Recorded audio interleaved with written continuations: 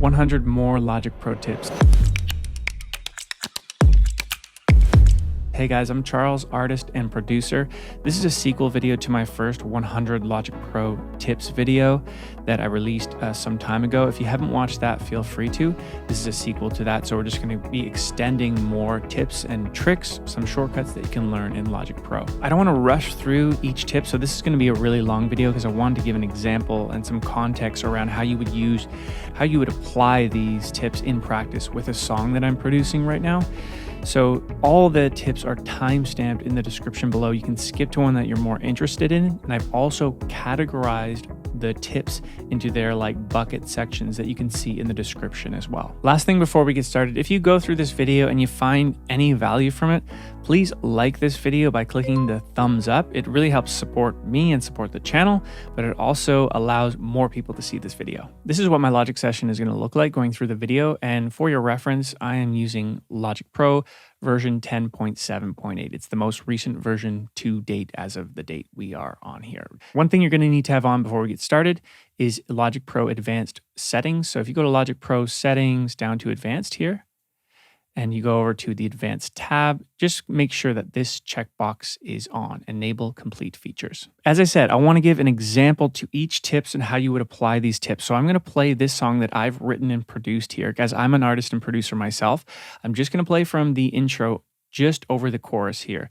It's not a long part. If you don't want to listen to it, just skip to the next section and meet us in the first tip. But I think it's important that you get a bit of the vibe of the song we're working with before we just jump into it. This song is called Smoke Signs. I've written and produced it myself so far. It's still in a demo format, but it will be going towards my next record. We're not the same as we were.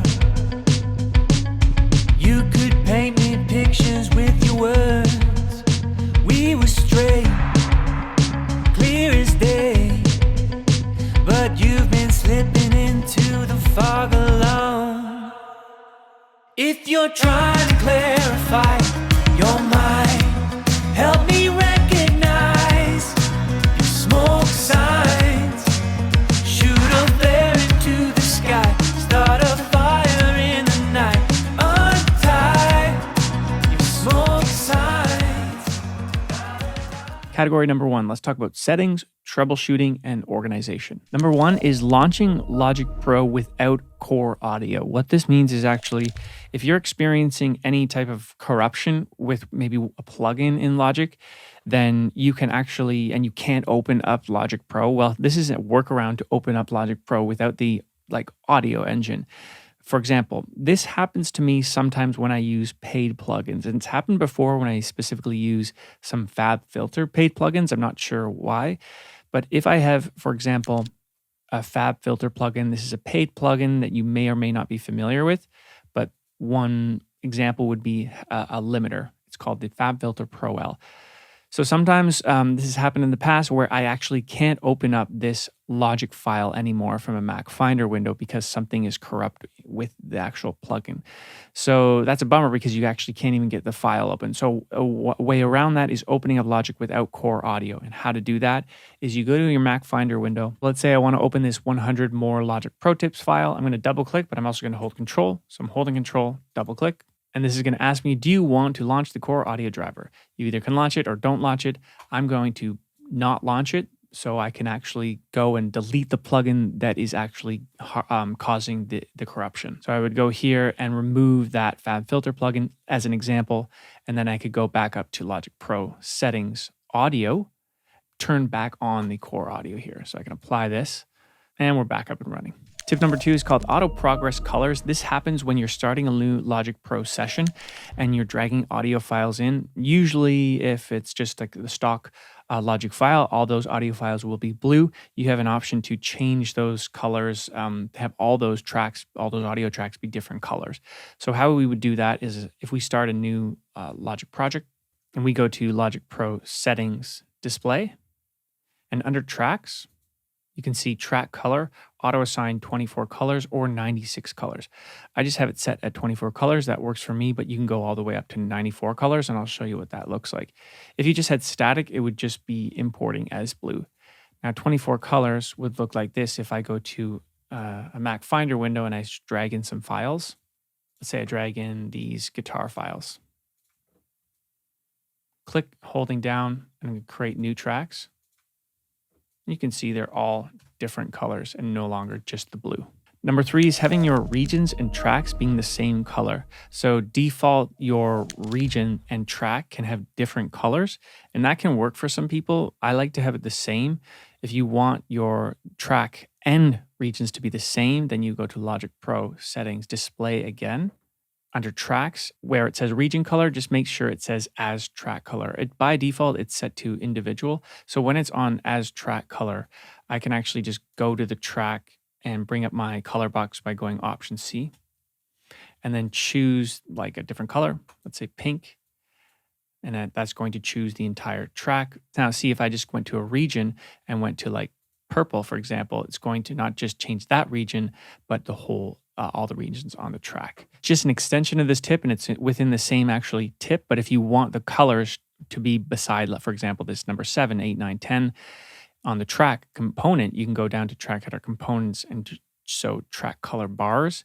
And you see now that this is purple, and this is like a purple blue. This is green, these are green. So if I go and change all these tracks to red, then it's going to be red here as well. So by default, those are different. This is the tip to make them the same. Number 4 is adding new markers with new colors. So similar tip to what we've just talked about. And if you've watched any of my videos before, you know I'm a big fan of markers and using markers at the top here to understand what the structure of my song is like. So going to Logic Pro Settings, Display again. Under Tracks, you can see marker color, auto assign colors. Very similar to track. You can go 24 or 90, 96. By default, it will be set to static. So that means whenever you go up to the top here and add a new marker, it will just be a different color.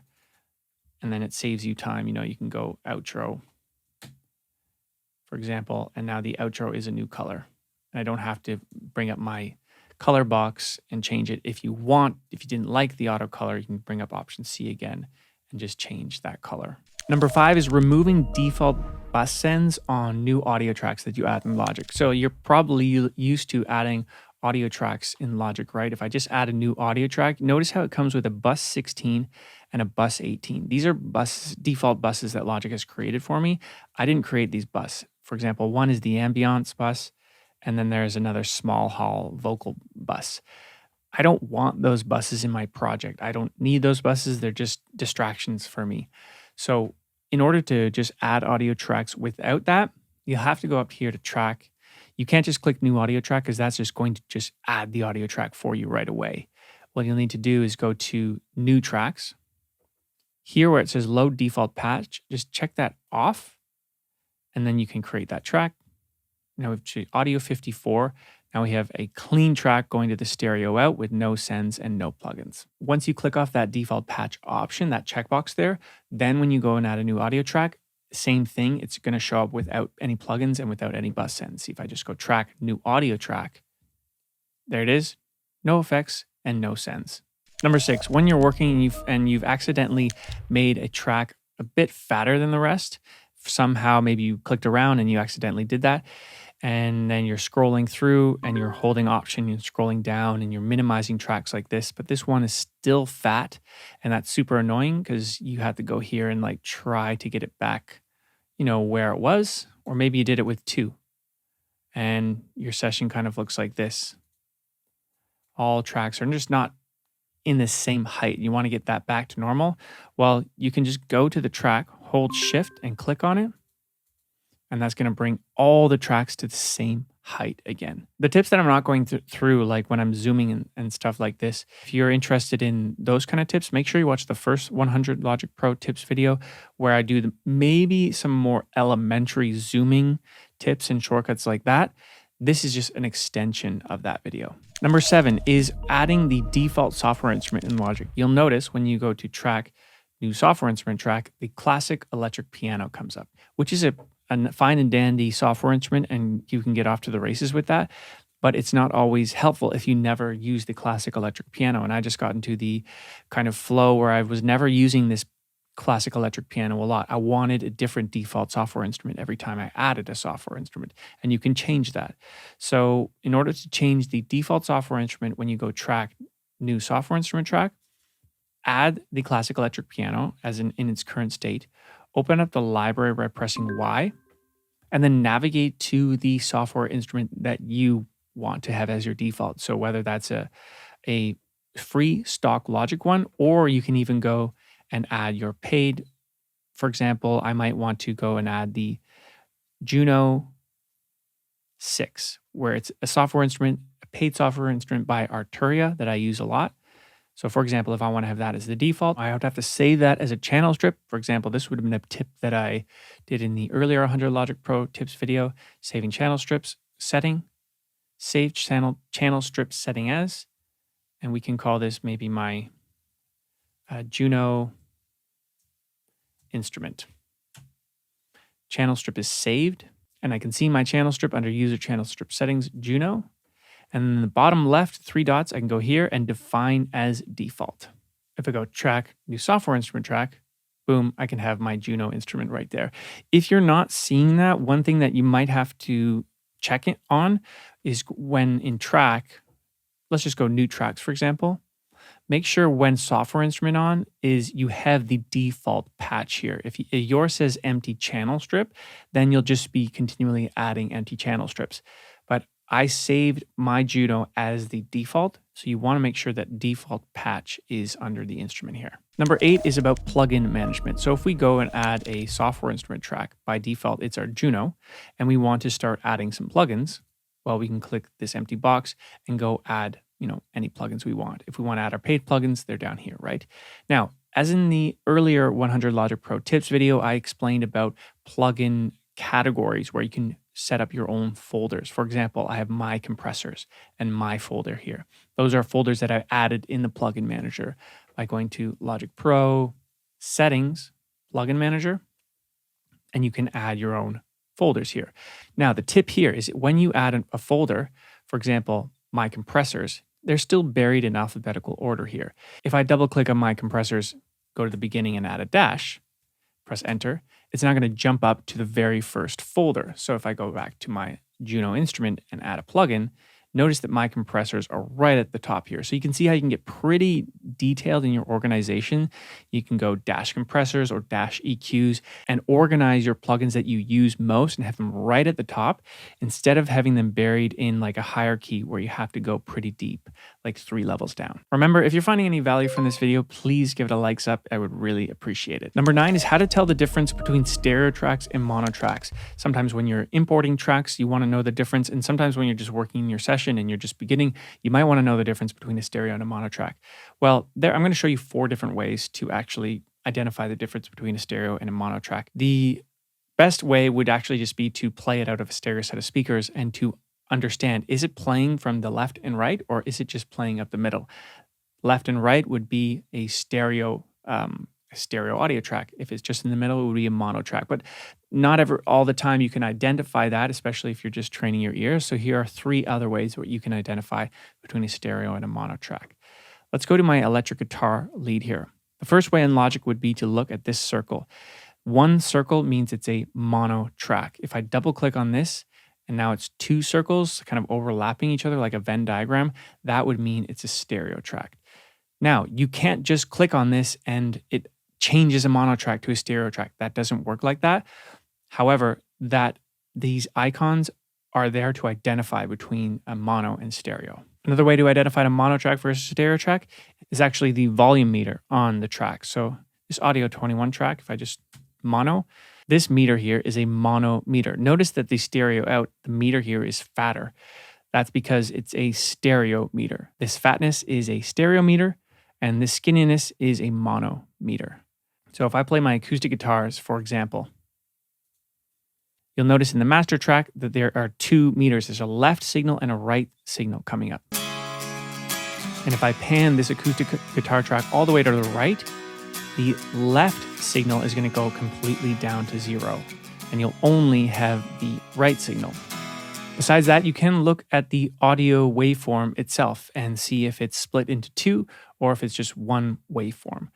For example, this audio 2 track, which is my acoustic left guitar, is a mono track. And you can see if we really zoom in on it, it's only one audio signal. And if I play it up the middle, and even if I play it out left, it doesn't mean that it's a stereo track. It just means that it's a mono track coming out of your left speaker. So if I play it just up the middle, you can hear it coming right up the middle. If I play it to the right, the mono track's coming out to the right. If I play it to the left, it's coming out to the left.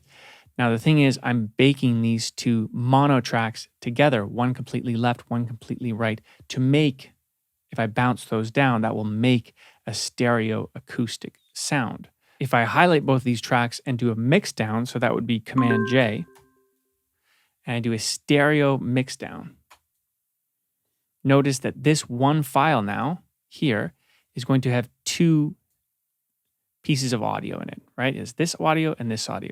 So that's what a stereo audio looks like. For example, if I just play this up the middle now, this is one track, but it's a stereo track, right? This is two signals. Now, one thing that you might see if you're working in Logic, if you have a stereo bounce down track and you've put it in a mono audio track, that's not going to be a stereo track anymore. For example, if we just kind of move back to where we talked about changing this Venn diagram here to a mono track, now this stereo track is going to be mono.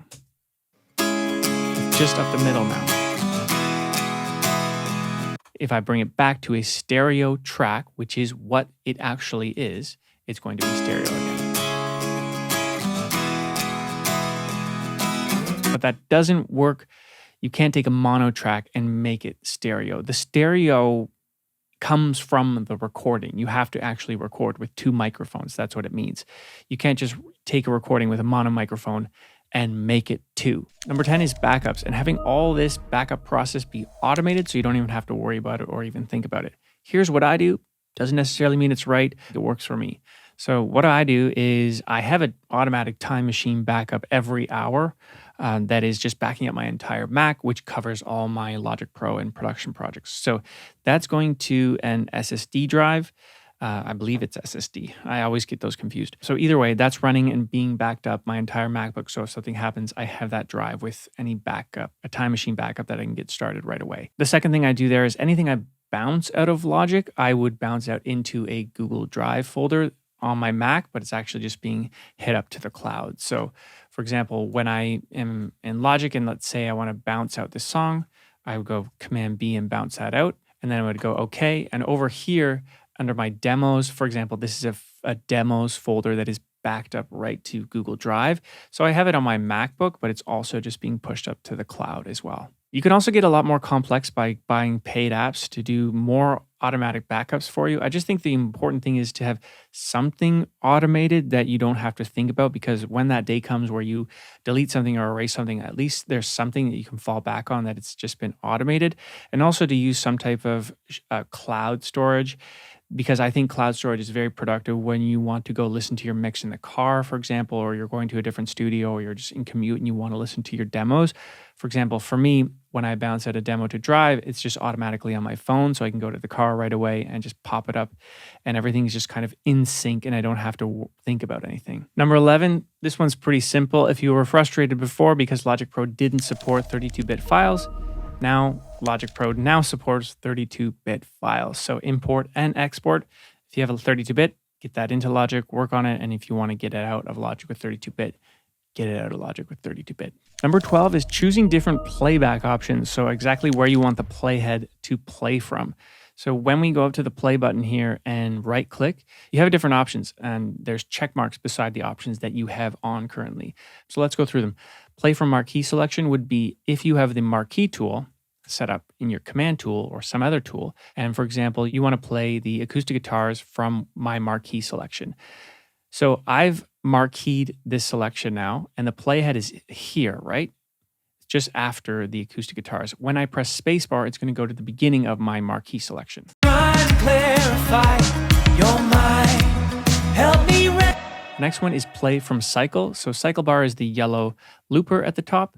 So for example, if my verse is here and my playhead's over here, when I press play, it's going to go from the beginning of bar 5. as we were. Next is play from selected region. So I have that on now, and if I go to this selected region and press space, You might cry. or that specific region. Next one, play from last locate position. So basically, if you're working, let's say, from the beginning of verse, the bar 5 here, where the verse starts, and you don't have the loop on, but you click, and that's your last locate position. That's what that means when you click. And that's your last position. So if I press play, it's going to go from where the playhead is, right? As we were. Now, if I stop it and I press play again, it's going to jump back to bar 5. As we were. So the question is, which one should you have on, right? And should you have all of them on? And do also some of them override each other? And yes, for example, let's say you have the cycle on here. You have the Marquee Tool on here, but also you have a region selected. What's going to happen? So you'll notice that when I did the Marquee, the cycle bar moved over. So, but the interesting test here, which I actually don't know the answer to, so that will be interesting, is when I press play, will it go from bar 5 because that's the last located position? Will it go from the cycle? Will it go from this region? Let's see. As we were. As we were. So it looks like cycle has the override effect. Now, if I do Marquee here and then move the cycle over, what's going to happen? As we were. So it looks like Marquee, when Marquee is on, it has actually the most power. So what I do is I typically will have, I don't like having selected region in place because sometimes I'm selecting regions and then I don't want it to actually play from that region. This setup works for me. I especially like the last locate position. It's very helpful when you're comping vocals, for example, because then you want to listen to a vocal and then like go back to it. You don't always have to marquee that selection and you don't always have to loop that top. The playhead jumps back to your last locate position. Number 13 is choosing different record options. So if you right click on the record button, you'll notice you have 3 options at the top: record, record toggle, and record repeat. So record is your simple, when you press R or this button, you record something and then it stops when you press spacebar. Now, record toggle might be interesting if you want to record something and then toggle off the record button so the playback continues. For example, if let's say hypothetically I'm recording on this electric lead guitar, I press R, I'm going to record my part, air guitar, and then I'm going to press R again so the recording continues. We're not the same. Recording my air guitar As here, we I'm were. going to press R, and the recording Paint continues. me pictures with your words. Bit of a hiccup there, and I'm not sure why it looped, but you get the idea. You toggle off R. Now, the next option here is record repeat. This is handy if you're doing a vocal or a guitar part where you are not yet practiced and you can't nail it in the first take. Record repeat would be when you press record or the R button. When you press the R button, you play your part in there. But if you mess up, you can just press R again and it will repeat from where you first started. So if I was recording here, We're not the same. I'm playing my guitar part. Oh, I just messed up. I'm going to press R right now again. And it's going to repeat Not the and record same. exactly where I first started. If that does happen, I believe you can go over to region and check this loop box off, and that will change the automatic loop that's happening. Number 14 is choosing different cycle range options. So if we right click on the cycle range, you'll notice you have auto set locators is probably done by default, but you do have this option skip cycle. So skip cycle is where you put your locator, for example, like this, and you turn on skip cycle, it's going to have like an inverted kind of black and yellow border. That means whenever the playhead goes to bar 9, it's going to skip the cycle. In context, this would be a helpful example where you want to know what it's just like if I just play from bar 5 to bar 9 and jump over this bar to land in right to the chorus. You can put on the locators between 9 and 13, skip cycle, play from this bar, With your and words. we'll jump right over. We were straight. Trying to clarify. So you can hear in context what that would look like without having to delete everything in the middle there. You do have some other options if you right click on cycle. So you have marquee selection, which we talked about. If you marquee something, it's going to cycle that. Region selection, same thing. If we like press any region, notice how it's moving at the top. And if I turn the cycle on, you'll notice it even moving more. And if I marquee something, you'll notice the cycle move there. Number 15 is catch or follow playhead. You may have noticed this button up here. It's the Playhead button. And when this, you can toggle this button on or off, but there's also options if you right click, catch when starting playback, catch when moving playhead, or catch content by position if catch and link are enabled. I'm just going to talk about catch when starting playback. So if all these options are off here and the button is off, this is what essentially is happening. If the playhead is here and I'm over in this bass section and I press play, the playback will start, but I won't be able to see anything in my position here. I'm kind of blinded. That's because the playhead isn't being caught. So one way to circumvent that is if you just press this button, you're gonna go catch the playhead wherever it actually is in its state. So now that's where the playhead is, right? Now, if we right click and turn catch when starting playback on, if I'm over here, even if this button is off, and the playhead's over here, right? But let's say I'm all the way in the end outro section. I was just looking at this region. If I press spacebar, it's actually going to catch where the playhead is and then start playing. And here we go. So I usually have catch on. That works for me because I know when I press play, I'm going to actually see the playhead and see where it's actually being played. Number 16 is Varispeed. We talked about Varispeed in the previous video, but this is getting a bit deeper with Varispeed. So Varispeed is if you want to take your entire session and either speed it up or slow it down. You can get to Varispeed by going to Customize Control Bar and Display. I just did that by clicking this little arrow. And I go to Varispeed. Clicking it on will show it in the control bar and display. So this is it right here, speed only. Now what I want to show you is if you left click this percentage, you're going to say percentage, resulting tempo, detune, or tuning. So you can actually go to resulting tempo, and my song is in 96 beats per minute. If I want to like just turn that up maybe to 98, 2 BPM faster, I can actually just press play and it's going to like stretch everything to be 2 BPM faster. And it's a system overload. Not surprised because I'm screen sharing, so I won't even bother playing that, but you get the idea. It's going to make your song sound faster. It's actually a cool way to test at the end of your session. If you are locked in at 90 BPM, try it at 92, try it at 89, see what vibe it's like. Sometimes it just like locks things into play because it won't change the pitch that much. If you're going to stretch it 5, 10 BPM more, it's going to really result in a different sounding song. But sometimes 1 or 2 BPM is all you might need to make it really lock into place. And most of the time, you don't need it at all. It's just the tip for you right there. That system overload is a good segue into the next one when you're recording, is to always have low latency mode up in your control bar and display here. So this is my Varispeed button. I have that on if I have Varispeed in my control bar and display, but typically I wouldn't have Varispeed on. It's something I might do after. But what I always have there is the low latency mode, which is this icon. And you can get that icon by going to low latency monitoring mode. See if I click that on and off, it's going to go away. So I like to have low latency mode on. When I click this, it's just going to shut down some of the plugins that aren't necessary for playback. It's also going to look at the buffer size and run other things under the hood. I'm not even actually totally sure what happens, but what Logic is saying is just like, we're going to take care of the latency here to try to improve, like when you're playing on a MIDI keyboard or when you're recording, just to improve that latency that's happening. I really like it when I'm playing on my MIDI keyboard sometimes.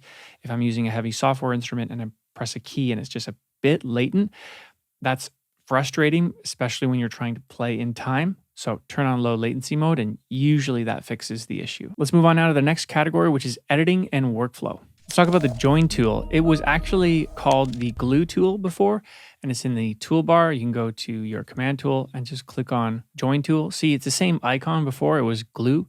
We're going to go to join. And what the join tool is that's actually going to take any 2 regions and just join them together. So if I just take these 2 regions here, and because I have the join tool in my command, I can hold command and just join those together. And it's just going to make a quick bounce of that. It's actually, sorry, not a bounce, it's joining those together. Difference between bouncing and joining is, well, they're more or less the same thing, I guess, but joining is you're taking 2 regions and you're just kind of gluing them together with the phase that you had in place or not. Bouncing gives you the opportunity to actually create a new file with those plugins baked in or not. So when do I join? Usually when I have regions like this that I don't want to fuss with the plugins. I don't want to fuss anything in the track inspector. It's primarily for visual and I just to clean things up. So I might join these and I might join, for example, something like the lead vocal track that I'm working on. I would join that. I'm not going to join that right now because I like to visually see the regions where I've placed them in their current state because I'm still working on the timing a bit. So that was number 18. Tip number 19 is using the gain tool, which is a new tool, fairly new tool in Logic. If we switch our join tool to the gain tool, every time we press Command, we have this option which shades the regions and gives us the ability to like increase gain. So on anything. This is very helpful to do on a dynamic instrument, maybe like a vocal or maybe a guitar part. It doesn't really matter. Basically, whenever you want to increase gain or lower gain, this is a tool that really helps you do that quickly. Because beforehand, you would have to zoom in on these regions and you could either click one at a time, go over to your inspector and then drag the gain up and down like this. Heck, that doesn't really take that long, but now it's so much easier. I can just right click, let's say I even want to like just do this part. I'm zooming in there, cutting that, and now I can decrease the gain there. You know, I can really like go quick to balance the gain of your track. Number 20 is invert selection. This is what invert selection is. If you click on a region and you want to highlight every other region besides the region you clicked on, you want to invert it. You do Shift I, and that's going to highlight every other single region in the session besides the one you just clicked on. So for example, let's say I have this region clicked, Shift I, highlighting every other region except that one. Why might you want to do that? Well, I could think of one example in my head, maybe that you have a specific part, maybe it's a lead vocal where you don't want to touch, but you want to bring everything else down.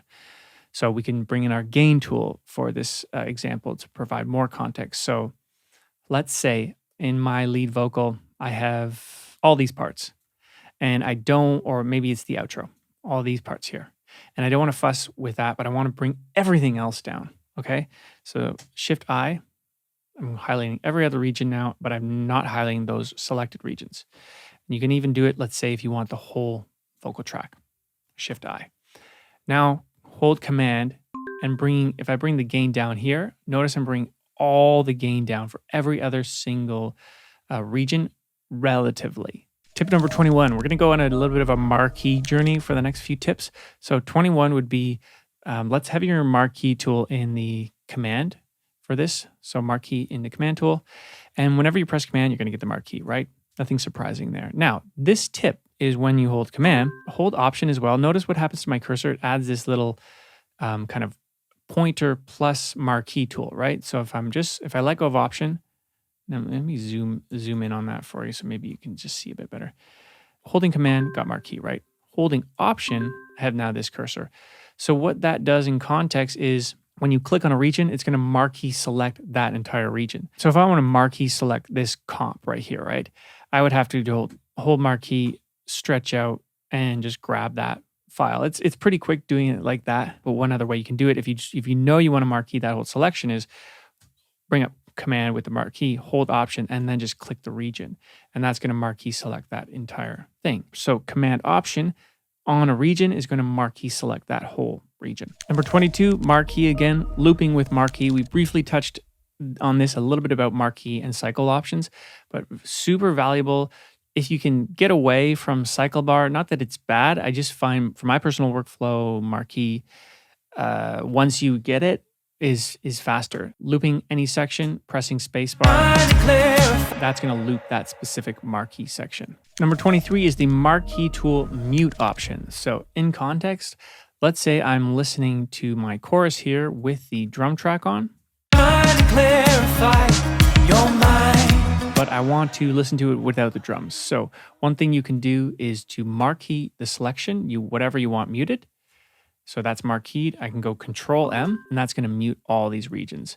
And I can do that in context too, like if I'm just listening to my drums. Clarify your mind. Help me recognize your smoke signs. Listen. Shoot a flare into the sky. Start a fire in the night. You can also mute the entire track. There's lots of ways to do things in Logic. This is just one other way where you can marquee something. It can also be groups of regions, right? For example, all these guitars down here, Control M, and I'm going to mute all of those specific regions, and then Control M to bring those back on. Number 24 is Marquee Tool Copy and Paste. I use this one a lot. So let's say I want to have an outro with just guitar, and I want to grab all of these guitars and make an outro. So what I could do is, Command C, Command V, move the playhead over and copy and paste that. What I'm going to do is the Marquee Select, copy and paste shortcut. Now, just so you're aware, as we're going through these Marquee Tool tips, make sure you have your Smart Snap, this thing here, on, or set it to any grid format you'd like. This is correlated to your Marquee Tool. If you have Snap off, whenever you marquee something, you're not going to snap to the nearest grid. And that's not great with using your Marquee Tool. You likely want to snap to the grid, right? Not always, but most of the time. So make sure that's on. And now when I marquee, I'm going to it's going to snap to the nearest grid. So I know I'm grabbing everything between the marquee that's locked in. So I'm going to grab all my guitars here. I'm going to hold Option, click. I'm going to drag those over to the chorus and let go. And now I have a copy of those guitars perfectly ready to go because I've copied everything between the marquee and it's locked in with the grid. And everything is perfectly in time there because I'm using the snap function. If you're making your way through this video and you're finding any value, please give it a likes up with clicking that thumbs up. It means a lot, supports the channel, and allows other people to find this video as well. Number 25 is Marquee Repeats. So this is similar to copy and paste, but a bit different. Let's say I'm working on these drum parts here, and I have this drum section. It's in time. I like this region, and I want to duplicate it. Well, you can do the Command Option, click, and drag, just duplicate that region. Totally fine. One thing you can also do with the Marquee Tool is highlight that region and just go Command R, and that's going to make a duplicate of that region right after that specific region. In this specific example, you can do this repeat without even marqueeing because it's just like such a nice even region. So if I just delete this, and if I just go Command R, it's going to make the duplicate of me. That's the shortcut for duplicating things, Command R. Now, where this example really comes into best practice would be if I want to take all these regions, these guitars, and duplicate them, I can go Command R, but it's not going to duplicate that in time because you'll notice over here, these aren't aligned to the grid. So what you can do if you want to make sure everything's aligned to the grid is marquee your selection of your grid and make sure snap is on. Now I know that I'm front to back locked in on the grid. Now if I go Command R, it's going to start in time. Use marquee when you're repeating things just to double check that you are like duplicating things in time. Number 26 is Marquee Tool. Again, still some more with marquee, but this is Marquee Tool punch-in recording. Let's say I'm working on my drums and bass here. I have my basses here that I'm working with. I'm producing them. And I'm just like, you know what, can you give me a different vibe in the first 2 bars? I need it a bit more punchier. What you can do is marquee that and just press record. Basses is recording now. And all I've done was just record this section here. I haven't started recording over my original bass that's happening at bar 35, right? This is also known as punch-in recording. If you're not familiar with, you notice that red bars started up here and also this icon here. So if I want to actually get back into regular recording, I will have to take this off. But that's the value of punch-in recording. And say, great, you know what? Now let's do the end 2 bars. Slow it down a little bit for me before we get in the chorus. So I'll just press record.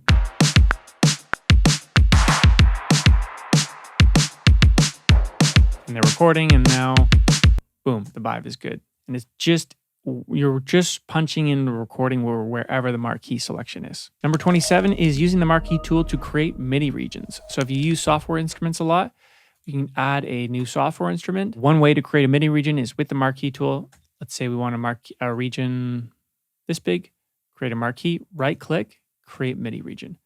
And there you have your MIDI region. Another way to do it is you can change your Command tool to a pencil tool, or bring up T, the toolbar menu, go to pencil, and just make your region like that and extend it to how far you want. Number 28 is Marquee Fade Tool Click Zones. What that means is you can actually have the Marquee tool always available without even it being in a secondary tool like your Command tool or third click tool. If you go to Logic Pro settings, I believe general editing, here we go. Pointer tool in track provides Marquee tool click zones. So that's what I was talking about. Sorry, not fade tool click zones. I'm talking about Marquee tool click zones. So what this means is if you have that checkbox on, which I personally don't, but if you have that on and you go to a region, let's just zoom in here. If you hover over the bottom half of a region, you're going to get the Marquee tool. And if you hover above it, you just get your regular pointer tool or what's ever in your left click tool. So that's great if you want to have that flexibility of the Marquee tool available to you on a region whenever you're selecting on it. To me, I'm always kind of clicking around and I just want to know that I have one tool happening at once, which is why I don't have that on, but it's there if you want it. Tip number 29, still on the Marquee, almost done though. Marquee Tab to Transient, which is when we're working, for example, let's say we're working on this electric picking part. The bass is happening in the background too. We want to do some timing editing. Let's say we're zoomed in. We can marquee a selection, and now we can tab. Like what I mean by tab to transient is when we hold shift and use the left and right arrow keys, that's going to jump the marquee selection to the closest transient that it can recognize. So if I go shift right, you'll notice that it's bumped over to the nearest transient. I'm going to go shift right again. And if I go back over shift left, it's going to grab all those transients right at the beginning of the transient. So you know it's right on the beginning. So if you're not sure, you don't want to zoom in so much, right, to grab like right at the beginning. You're just not sure if you're grabbing the beginning of the transient. Don't wonder anymore. Just marquee kind of closest where you can get. And then you shift right and then tab to the nearest transient. And you're going to grab it right where that is. Number 30 is using the Marquee tool within automation to create automation dots, but also to delete automation dots. So if we're working on our drums again here and we want to, for example, maybe automate a high cut frequency, we can open up automation. And actually, I already did it in the song. There you go. So let's take this high cut frequency data here and let's have my Marquee tool on, highlight a section, click down, and that creates those dots for me to have the flexibility to either just bump that down right away. So use Marquee to select a bunch of dots, move them around, select a bunch of dots, delete them, select a line, and create dots as well. So when you're automating stuff, you should be using the Marquee tool for productivity. Number 31 is zooming while you're editing. You're constantly going to be going in and going out of tracks and regions and going all over the place in Logic. My favorite way to zoom, and I think the most productive way, is to use Control and Option. So holding Control and Option will change your cursor into a zoom tool. This allows you to click and generate like boxes over whatever you want to zoom. It can be big boxes like this, it can be small boxes, and the more you generate boxes, the deeper you zoom in. Now, if you want to zoom out, all you have to do is hold Control Option again and just click, just like double click out. So simple example in a 1K zoom would be if I want to zoom in on these electric guitars, I would hold Control Option, create the square. Now I'm zoomed in. If I want to zoom back out, just hold Control Option and click out. Now let's go 3 levels deep now. So Control Option, zoom in. Let's go deeper on this one. Control Option, zoom in. Let's go even deeper on this specific transient. And let's go one more. So now we're super deep in here. We can time something, we can cut something, we can move something. Now, way deep, right? So let's go Control Option. Let's click 5 times. 1, 2, 3, 4, 5. And now I'm back out. I probably only had to do it 4, but I'm back out to this bird's eye view. Number 32 is multiple scissor cuts using the scissor tool. So I always have my scissor tool in my right click, and scissor tool, you can just make cuts like this, Simple as that, right? But this is not the tip. It's actually making multiple cuts at once. So let's say, let me just undo that. If I'm working on this drum track here, and you know what, I'm like, I want to chop this up into bars, maybe sample it, maybe, hypothetical example. We want to make cuts on every bar. What you can do there, instead of like just going and cutting down like this on every single bar, what you can do is just bring up your scissor tool. In my case, right click, hold Option, and notice a little line comes up. Like if I let go of, you see, just have scissors there. And if I hold Option, oh, you can't really see it. I need to be on the region, I think.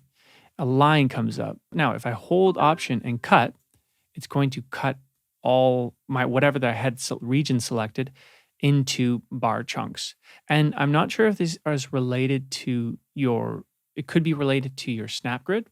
Either way, I've noticed it's just been kind of connected to bars. It might be related to transients. I'm not specific about that one, but if you want to do kind of bar chunks like this, use scissors, hold Option, and make those multiple cuts at once. Number 33 is opening up VSTs quickly. If you want to open up this synth pad without going to the inspector window, you can hold Command and double click on the icon. In this case, it's just a music note, and that's going to bring up the instrument. In this case, it's the Arturia Lab.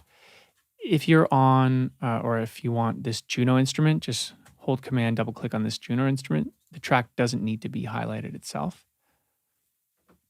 Now I have my Juno instrument.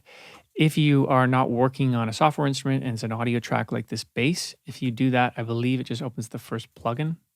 In this case, it would be a Fab filter plugin. I also have a shortcut for that anyways, which I did mention in the previous 100 Logic Pro tips. I'll have a key command where I do Shift-1, and that's actually going to open the first plugin, whatever's on the channel strip. In my case, it's all the time an EQ plugin. So I know if I'm on a bass track, I can just go Shift-1, and that's going to open up my EQ. If I'm on the harmony stack here and I go Shift-1, I'm going to get the EQ of the harmony stack. So that's a key command. Side note to everything, there are thousands of key commands that you can change, edit, and add new shortcuts to in the Logic Pro, where is it? Key commands and edit assignments. You can go here and just change any of the assignments that are already there, or look how many there are. There's thousands, or maybe hundreds. I don't know. Search for one, create a command, and that's what I did for this one. That's a good segue to number 34, which is pasting channel strip settings. So I'll usually do like Option Command C and then Option Command V, which copies all the channel strip settings on a track. For example, if I have a lead Vox track where I want to copy all those plugins and sends to another audio track. So if I go audio track, so Option Command C, go down to audio 37, go Option Command V, I'm going to paste that whole channel strip setting. So that's a great little tip. But the tip here, actually, which I want to talk about is you have the option to even like customize this even a bit more. For example, if you like that shortcut, copy channel strip settings, but you don't like it how it copies the sends, for example, or you don't like it how it copies the plugins, you only want to do one or the other, you can actually go to key commands, edit the assignments, and look for that specific action. So in this case, it would be like the sends, for example, where you can say paste channel strip settings sends only. That's a hard one to say. So you can generate a key, and you can just, so since I click this key box, I can come up with any key command that I want. So maybe it's Shift Option Command C. And notice that that's already a shortcut. So I don't like to override shortcuts. So I'm going to cancel that and go Shift Control Option C. And now that's a big one. That's a kind of a fingerful, I guess you can say. And so, but for learning purposes, I'm going to go Shift Control Option Command C, shut that down. Now if I reset this channel strip and I just go Option Command C, so I'm copying the channel strip, but on this one, I only want the send. So Shift Control Option Command C. And now I just have the sends on that. So created my own key command. Number 35 is more about plugin manager organization. This is something I don't use, but I don't think this should just be such a subjective video because you might like something that I don't. So this is using a tool called Plug Search, which I've seen some other people talk about. And I don't use this, but I know it can be a great way to, instead of diving into that hierarchy where your plugins are, you can use something like Plug Search, which is very similar to Pro Tools, where you go and add a plugin and you can like type in and search for it by keyword. I just haven't gotten around to use it since I do my own like folders like this, and I've just gotten so used to this vibe. It might be like, you can't teach an old dog new tricks kind of thing, but it could be something you might want to start with right away if at the beginning you're already fed up with like diving into these folders like this. Download Plug Search. It's not a native thing with Logic. It is a third-party tool. Looks like you have to buy it, but it might be worthwhile for your investment. Number 36 is using the Shift and Control keys to generate this type of icon. So if you're on any gray space here, if I just go Shift Control, I get this kind of icon. There's a left, right arrow, and a top and down arrow. And I was actually I came across this icon as I was doing research for this video, coming up with things, and I was kind of clicking around my keyboard like a madman. This one, though, I never saw this icon before because it's not a tool icon. So I was wondering what it was. I'm not exactly sure yet, but just through kind of testing it, I believe it's just to kind of swipe left and right and swipe up and down if you don't want to scroll or you don't have a trackpad. For me, I have a trackpad in my left hand and I actually scroll like that. But if you don't and you're zoomed in, what you can do is hold Shift Control to get this icon. You can kind of go to the left, go to the right, go up, go down, and kind of do it like on an angle too. Like you can kind of go up and to the left, up and to the right. I'm not really sure when you might want to use this, so it's hard to come up with an in context example because I'd rather use the zoom tool. But this is just, it's like it turns your mouse into a bit of a joystick where you can kind of get around easily. So I could see myself maybe using this if I'm like over here and I know I want to go to bottom right. I can just kind of go like that by holding Shift and Control. Could be an interesting tool that I might build into my workflow. I haven't gotten used to it yet, but Shift Control to change your mouse into a joystick. Number 37 is crossfades. Now, definitely I've gone over in different videos how to create crossfades. This one is using the Shift and Control, just like the last tip. Instead of changing our mouse into a joystick, we're actually going to create crossfades with Shift Control. And this was a really groundbreaking one for me because I always use fade tool click zones on regions. For example, on our drum track here, if I just go in here to our drum track, I would, on fade tool click zones, if you hover over the region, it generates the fade option. Now, that's a good way to do it, fine, but you can also just do it really quick by doing Shift Control and just like creating the box exactly like you use the zoom tool, like you use Control Option to change zoom. This would be Shift Control to create the fade. And then you can hold Shift Control and then edit that fade. It's so much easier than just like dangling your little cursor above the right-hand corner. I just find it really, really a lot faster that way. It also works for cross fades. So if you had two regions here, let's say this one and this one, you want to create a crossfade in between these two regions. Well, you can highlight both regions, Shift Control, and just create that box, and then you have a crossfade. Super easy and very valuable tip for editing. Sticking with crossfades, let's go tip 38 and do batch crossfades. I definitely do batch crossfades on like maybe a vocal, like all the vocal regions, or maybe a guitar part, for example. So let's find something that I would do like exactly like this electric lead guitar track here. So I can actually go, now these are all crossfaded already. I can go and remove all those crossfades by batching in the region inspector, and I might just do that to show you. So I'll double click that and change these to 0.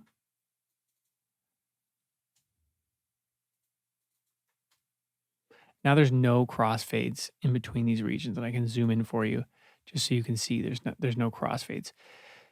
So one way to actually batch crossfade to revert that is to go to the region inspector and add, like click and dragging it by adding fade in and fade out on the region inspector with your regions selected. The other way to do that is just by using the shortcut Control Option X. And when I did that, you can see now every single region, there's a crossfade in between those regions.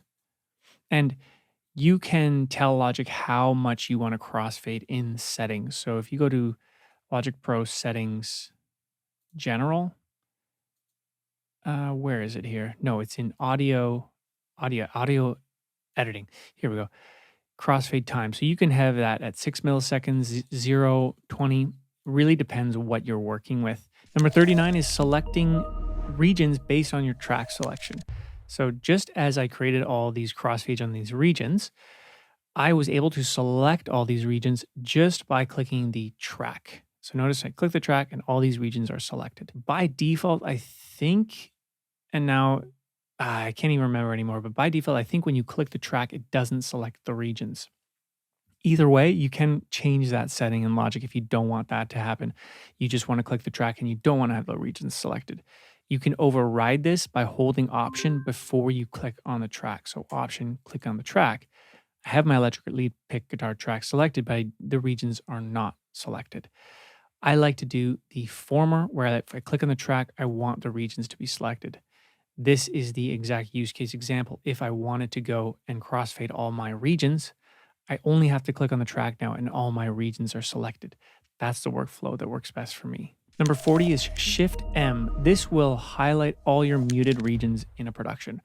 I mute regions all the time because I'm not sure yet if I want this certain part to be in the song or not. For example, I have this acoustic pick section here, and I've muted the regions at the intro because I'm not convinced if I actually want it to be here, but I don't want to forget about it because I might want to unmute it later by doing Control M to seeing what it sounds like in the intro. But that's not the tip. The tip here is if I take a bird's eye view, I have a bunch of muted regions.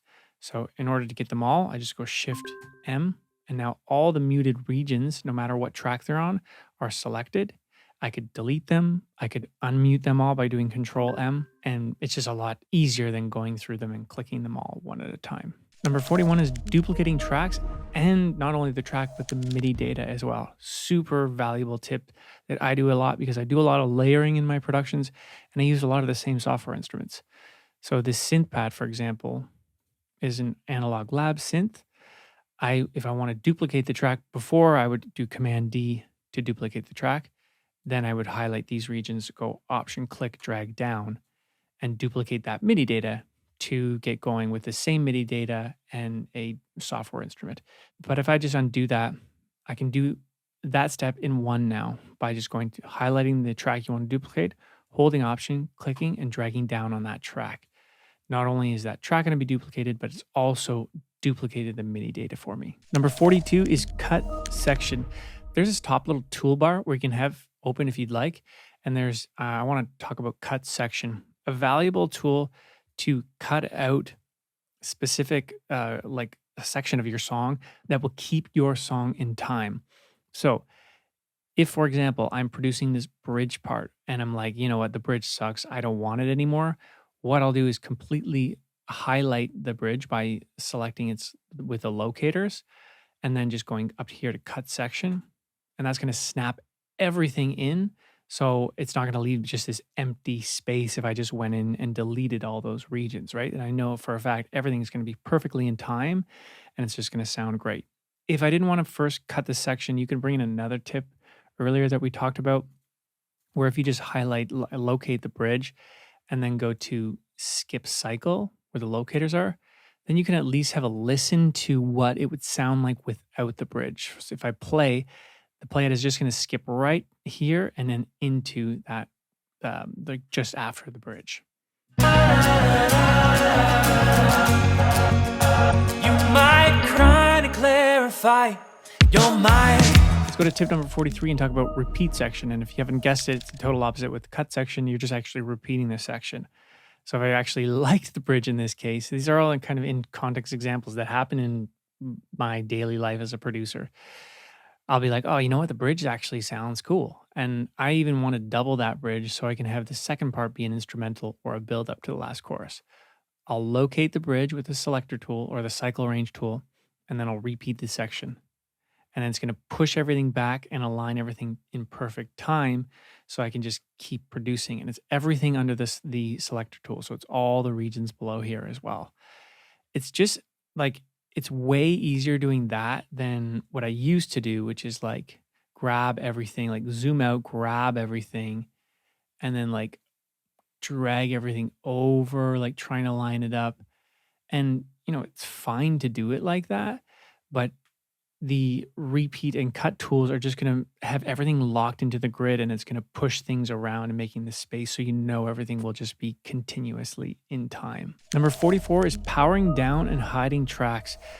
There are tools like this in Logic where you can deactivate tracks, but this is a subjective workflow that I've just built into my own process while working in studios with producers who use Pro Tools. There's this like I can't even remember what it's called in Pro Tools, like deactivate button or something, where it just puts a track you're not using out of commission really and hiding it. And you can do that in Logic just by using these two shortcuts. So the first one is if you built this synth pad, but you're not sure if you want it yet, but you want to keep it, but it's carrying up a lot of processing speed because it's a software instrument and it's MIDI data. So what you can do is freeze it, mute it, and then hide it, which is the shortcut for that is Control H. So we're freezing, we're muting, and we're hiding, and then it's gone from our mental space. Now, if we want to bring it back, we just press this H or H on our keyboard, and there it is again, H, all the hidden tracks. And now it's just out of your mental space. It's not slowing your computer down at all because it's frozen, but you can still always get back to it if you need to. Tip number 45 is using the control bar display, specifically like the time, bars, and beats, to move your playhead around. So you can move your playhead around just by clicking, but you can also move the playhead around by clicking and dragging up on the time. So 58 seconds. If I click and drag up, I'm moving through my song, in time with the playhead. I wouldn't usually go through with time because I measure my songs in very specific like beats and bars. Time might be useful if you're maybe working with a commercial or doing like creating a sync song with video, but beats is helpful. So you can click on bars or beats. I'm clicking on bars and I'm now moving through the bars. And then you can also double click in. Oh, that didn't work. Bar 10. And that's going to snap the playhead to bar 10. Number 46 is a vocal comping little tip. And here's a little tip inside this tip. When I have a lead vocal comp that I'm working with and I'm producing, I've never delete my comp. I've always deactivated or not deactivated it, but I've hidden and frozen it behind the scenes, just like in a previous earlier tip, how I was talking about that.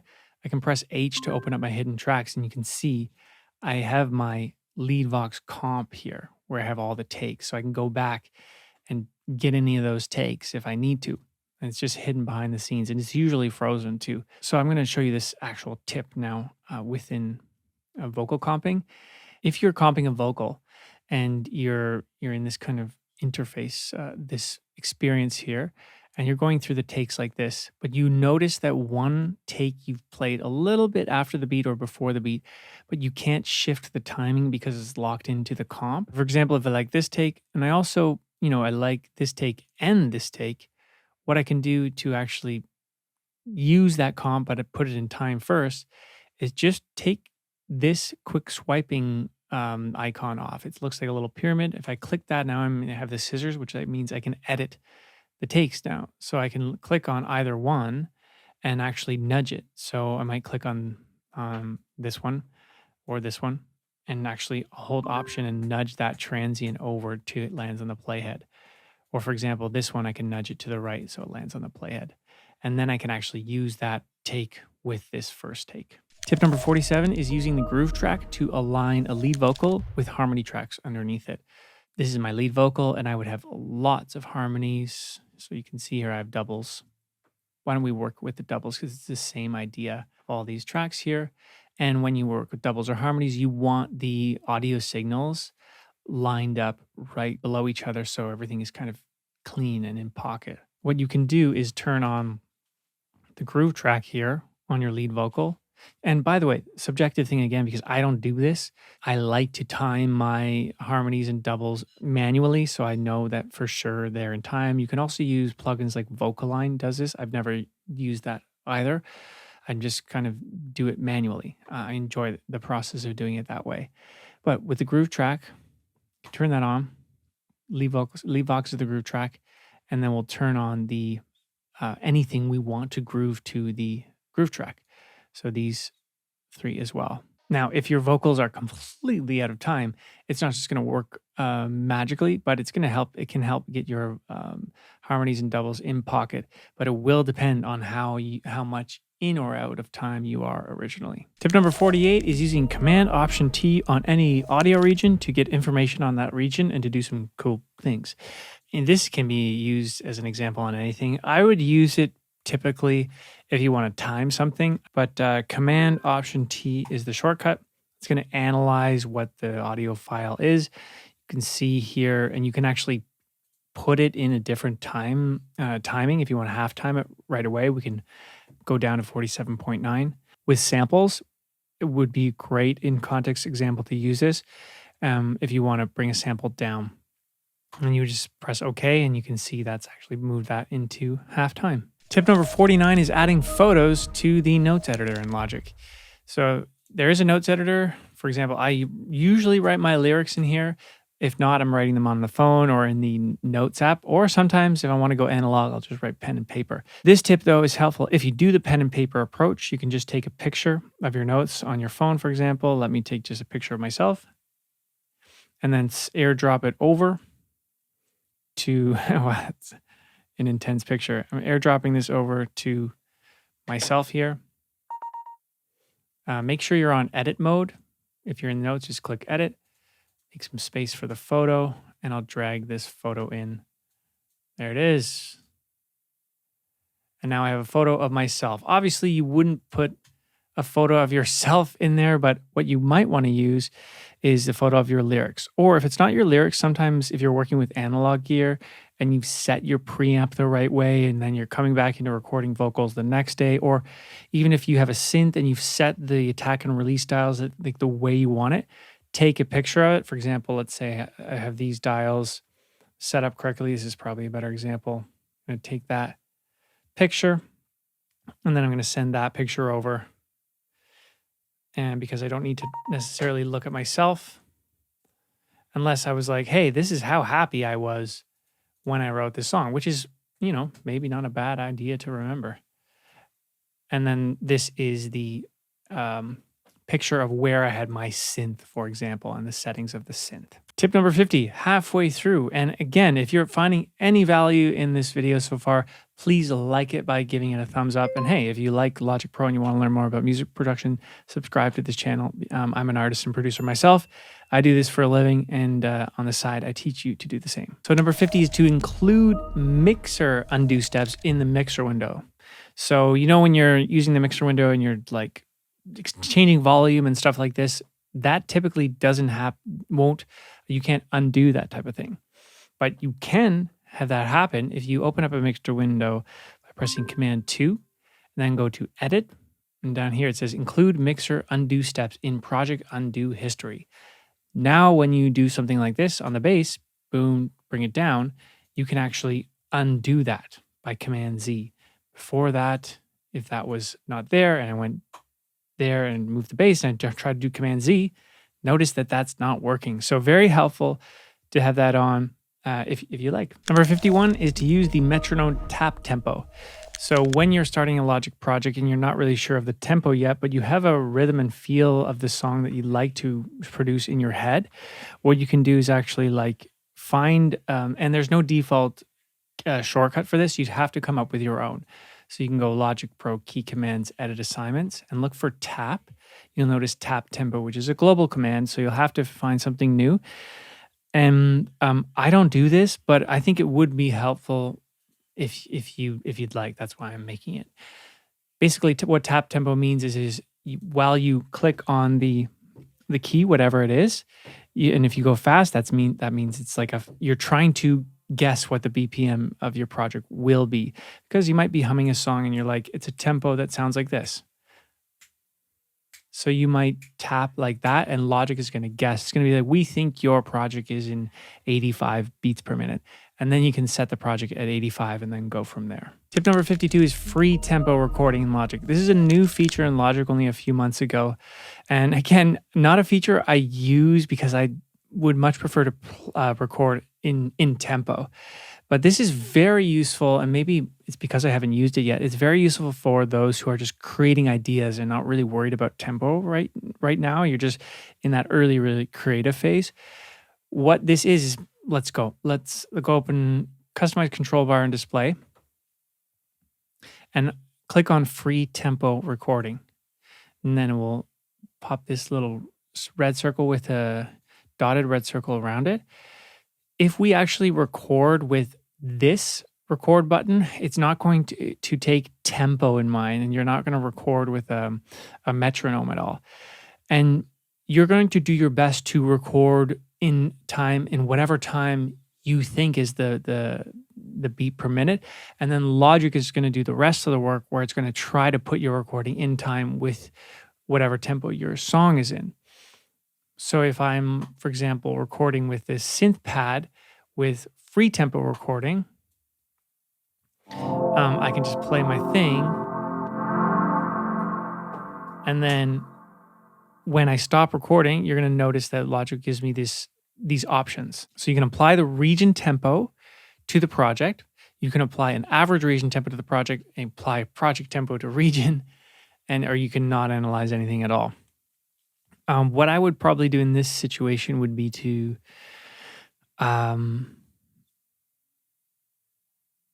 I would probably apply the region tempo to project, to be honest. Or no, I would probably apply the project tempo to region. I would want whatever my song, so in this case, I think it's 86 beats per minute or something. I would want that to affect whatever I just recorded there. So I would apply this, and then that would have put that in time to whatever my 96 beats per minute would have been. Tip number 53 is never forget the click or metronome while you're recording. You can right click on the metronome and go to metronome settings, where we have different options for what you want to do with your metronome. Simple mode is probably what it is on default, but you can also have it to have click while recording. So that means like if it's off, but you are recording, the click will come on. If you want to change that back, you can right click simple mode. I'm not even really sure what simple mode means. It might just be like an off and on type of thing. Click while playing, where you're always playing the track, the click will always be on. Could get annoying. So I probably have it just on simple mode most of the time. Tip number 54 is different count-in options for the metronome. So you might be familiar with the count-in, which is the 1, 2, 3 button here, and that counts the metronome or click before you start recording. If you right-click, you can actually have up to 6 bars of count-in before you start recording, or you can also have different time signatures. If also you go to the metronome settings, you can only, if you would like, only have it on the count-in. So like the click is in the count-in, and then it stops in the recording because maybe you were going to let the beat carry the time in the recording. So that's a possibility there as well. Number 55 is using the Cherry Live Light software. This is a software that actually works in Logic and connects your smart bulbs to Logic. And so when you're recording in Logic, you can be like, set the light bulb to go red, for example. And so whenever you're recording, your lights turn red. Or you could set up a light bulb like outside of your studio door and have that, wired up and have that turn red when you're recording so no one interrupts you. Kind of cool, right? So how would you do that? Well, you'd have to go to Cherry Live Light. I'll run through the steps here, but in general, and this is a good kind of model to base future decisions that you might be considering when you connect hardware to Logic. So in Logic, there is a, what's it called here? Logic Pro Control Surfaces setup. And in this setup, you can actually add new devices. So if you have a new controller or a hardware piece, there's probably a way to set it up in Logic so the dials start immediately working with Logic. So we can add a new device. And what we're looking for is the Mackie hue. And I just am getting this information from the website. And then we add this device. it's going to scan for it and add it. And then inside the outport, here is actually where we want to click the Cherry Live Lite software, which I don't have right now. And then just go through the rest of the prompts here. It's really not that hard to install. The important thing is, though, you'll need a smart bulb to get this done. You can buy some cheap ones from Amazon. Number 56, adding sustain notes to MIDI, either manually or using a controller. So let's zoom in on some MIDI points here. We have this synth pad, and I'll open up my editor by pressing E to dive into the MIDI data a little bit. So this MIDI data doesn't have any sustain in it because I know it because I played that, but also it's a synth, and usually the synth parts I play, I don't like to have sustain. So I'm going to open up the automation sequence here by pressing A and go over to sustain. Here is actually where I would click and add sustain values. So clicking in generates a line very similar to any automation line. Sustain values work in the sense of when the value is high at 127, that means the note is being sustained. When it drops to 0, that means the sustain drops. It's very, very similar to a sustain pedal, being when you push the pedal down, that pushes the sustain. So you kind of think of it when the pedal's down, that means the value is at 127. When the pedal's up, that means you're dropping off the pedal. It goes down to 0. So you would go through and create patterns like this throughout the notes that you want to sustain.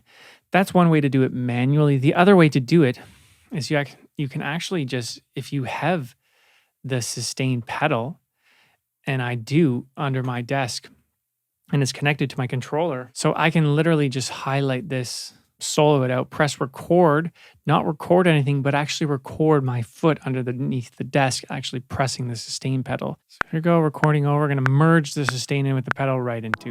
So here we go. Pressing down, up, down,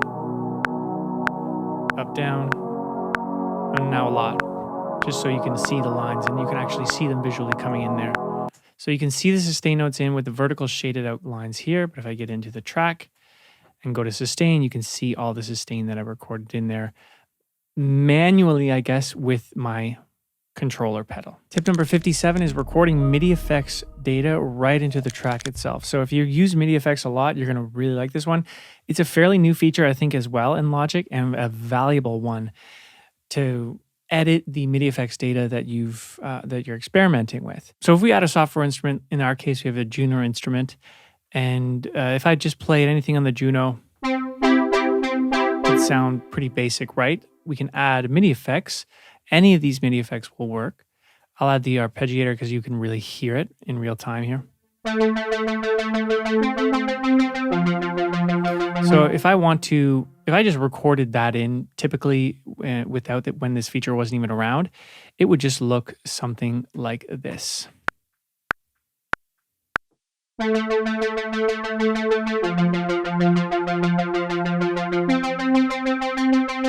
Sounds cool, but actually it's just 3 notes that it added in, right? Because it's not taking into consideration the MIDI effects. Now with this new feature, we can record that MIDI effect in. So if I right click on the MIDI effects plugin and do record MIDI track here, it's going to have these little orange arrows, and that's going to signify that any MIDI effects plugin before that, above those orange notes, will be recorded in. So if I record that in now, we're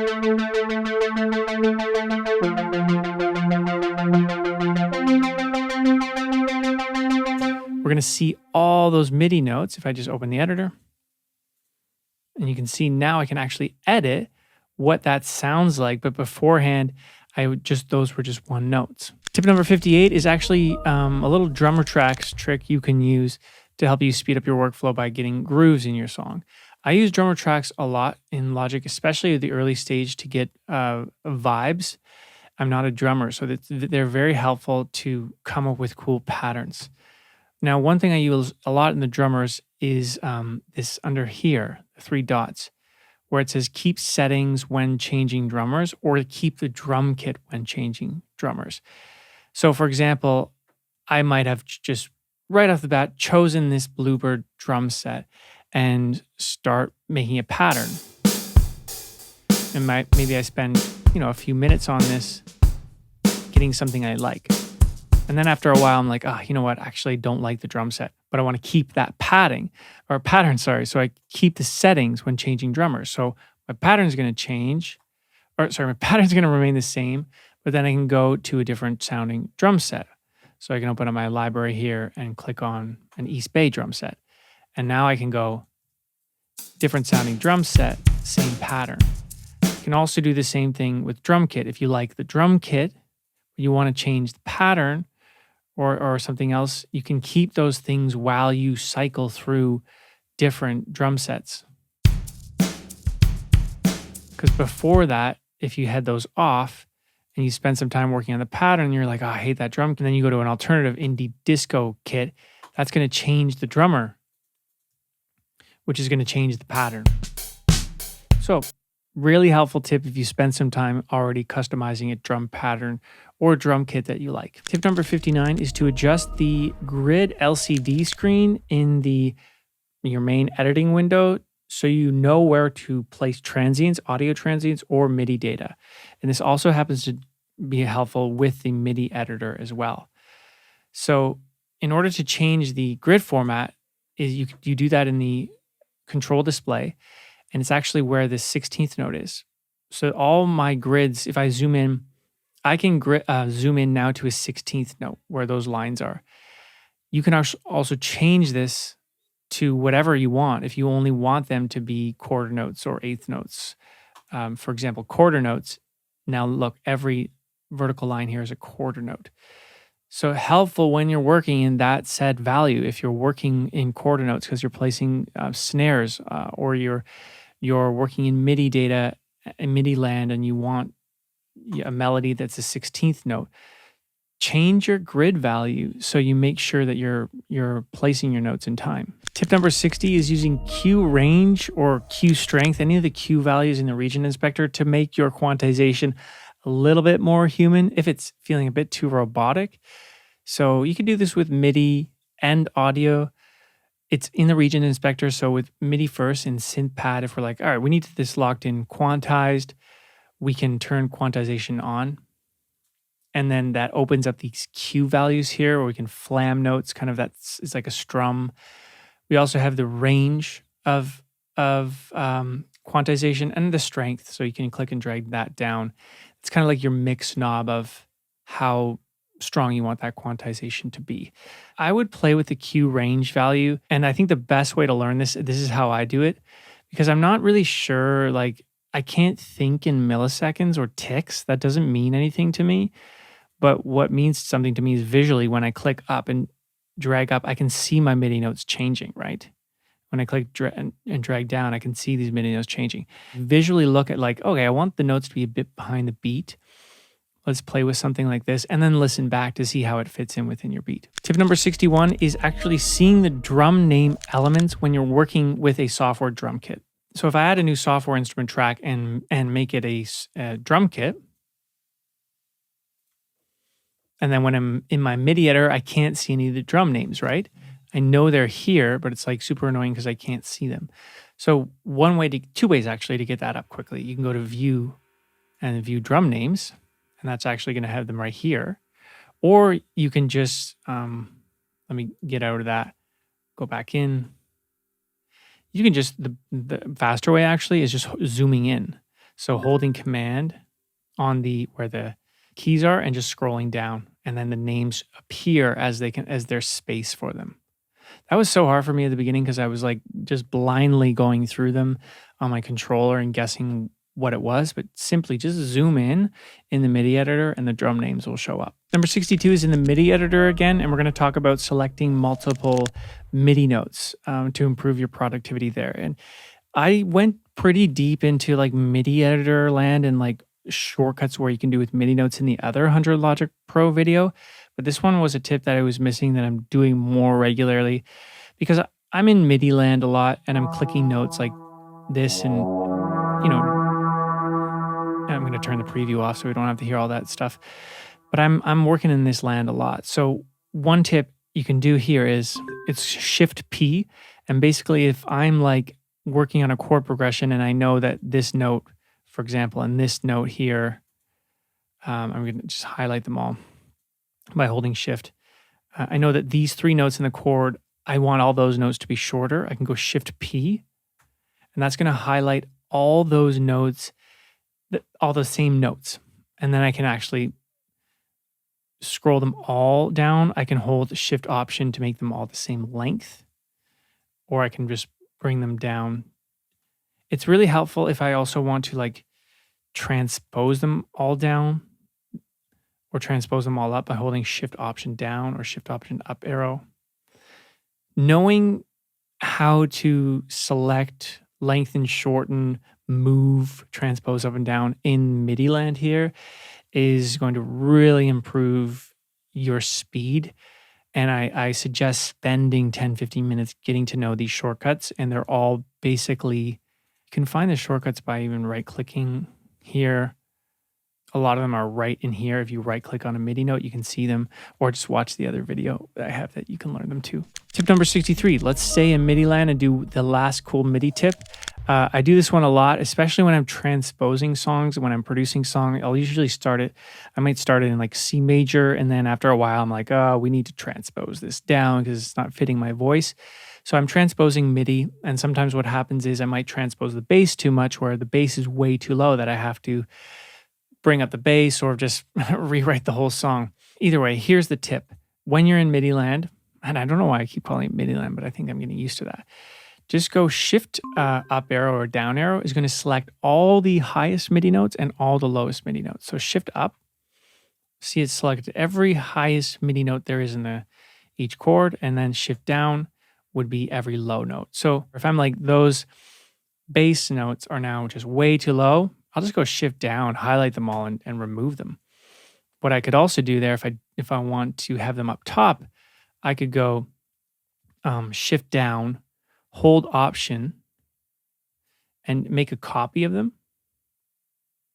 I can make a copy of them one up, go Shift Option up arrow to bring it down up 24. But remember, I transposed it one up by making a copy, so I have to go back one down by holding Option and down arrow. Those are quick shortcuts that I explained in the other video.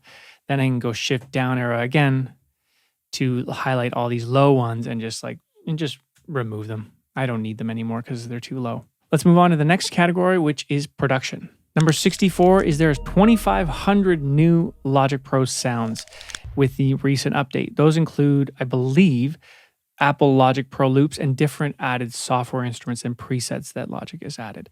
And I was teaching this to one of my students a couple weeks ago. He was like, how do I understand how to get the sounds out of my head of what I'm hearing? And I was like, that is a really tough thing to know at the beginning because you don't know how to verbalize what you're hearing, right? And the best way to learn that is by just listening to a lot of music and a lot of sounds and then attaching those sounds to words. And one way you can get really good at that is by going through the free Logic loops and doing some type of filtering so you can narrow down to something. Let's go synths and in indie, and then start listening to some of these.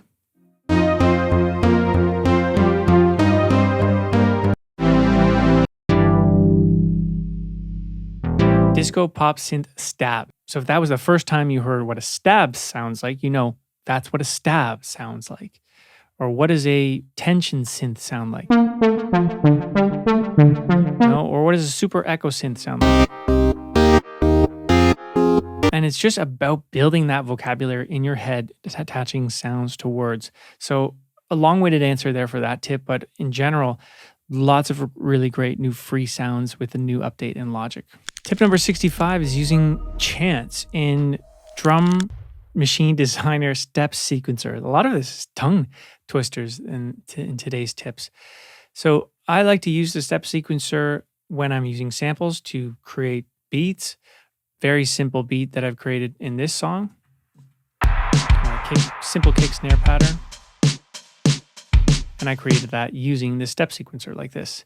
Now, one thing you can do to create to increase the variation, so it sounds a bit more human, is using this chants feature. And I'll show you where it is by starting from the beginning here.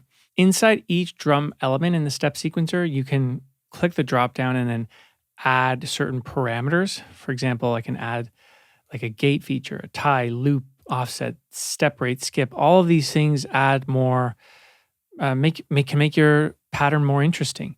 And one of those things I wanted to highlight, because I had highlighted before, velocity, note changes, octave changes. This one is a chance parameter that I've started to use, and it's based in percentages. You might not want to do it on the kick drum in this case because that's such a present instrument, but maybe a little bit of variety on the snare. So maybe every hit is just a little bit different. The variation of each hit is different. Maybe on the hi-hats could sound interesting.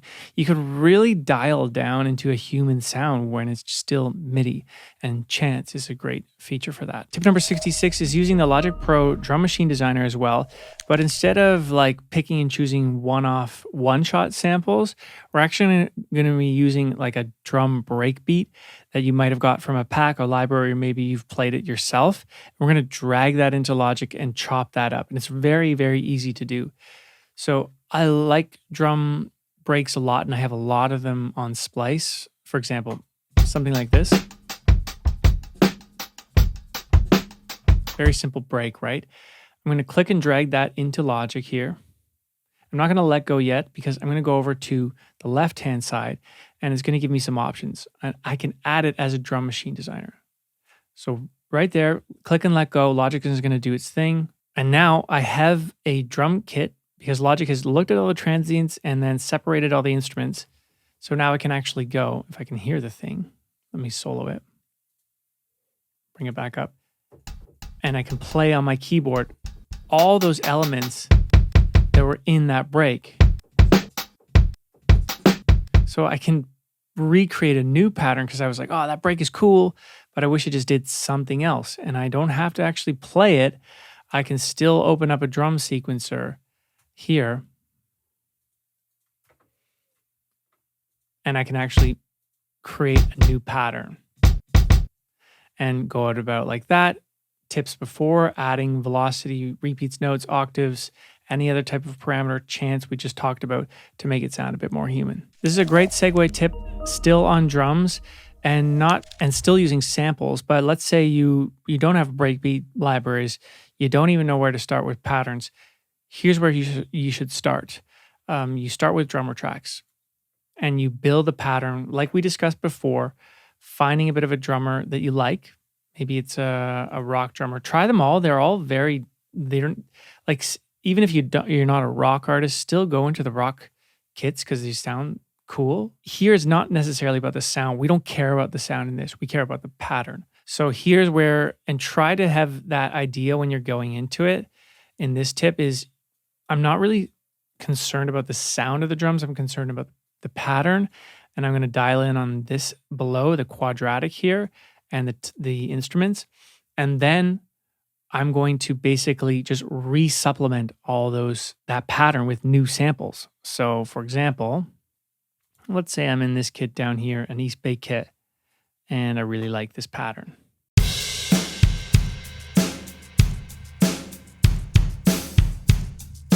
Okay, let's say we like that pattern, but I'm like, oh, those samples are garbage because maybe they're a bit stock. What we can do now is actually just replace them.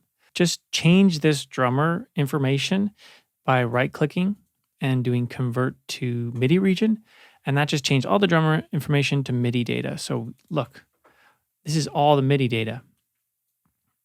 And MIDI data is separate to the sound, right? So what we can do here is if we have our breakbeat samples we really like, up in our drum machine designer, we just copy that MIDI data over. So delete this, copy the MIDI data above. And now, same pattern, different samples. Number 68 is using the pentatonic scale in the step sequencer. So let's step away from drums, but still talking about the step sequencer because the step sequencer is not just for drums, anything MIDI. If we add like a software instrument and we have a part, we want to create a lead synth over our chorus vibe, we can bring up the step sequencer. And let's say you don't know theory at all. You don't know what melody to create. Then one thing you can kind of pigeonhole yourself into is a scale. So if we open up this info tab here, we can see pattern length. What am I looking for here? We have pattern key. So find out the key of your song. Let's say we are in E minor. Go down to minor, pentatonic. Where are we here? And I'll do pentatonic because that's the 5 notes in the scale that will sound good. You can also do the minor scale, but some notes might sound a bit dissonant. Try both. Now that we're in scale quantize of E minor pentatonic, let me just turn this on. Every note here I play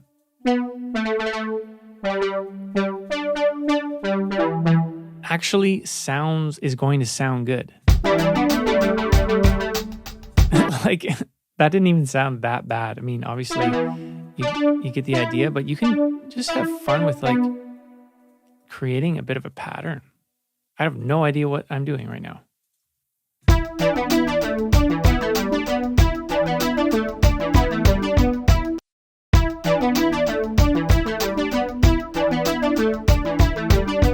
That sounds musical to me. That was super easy to make, and it's very robotic right now, but you can kind of pigeonhole yourself into a scale that will work and then use that as a launching point to dial in to make it actually sound pretty good. Number 69 is taking little bits in your song, vocal bits, synth bits, whatever, and using those as your fuel or samples to create more sounds. And that helps. It's nice because they share similar kind of timbre qualities if you're using sounds that are already in your song, and they share similar spatial elements as well. So it can kind of fit in nicely to your mix instead of just like searching for other samples and bringing things from other territories. So what does all that mean, right? That's a bit of theory bumble jumble.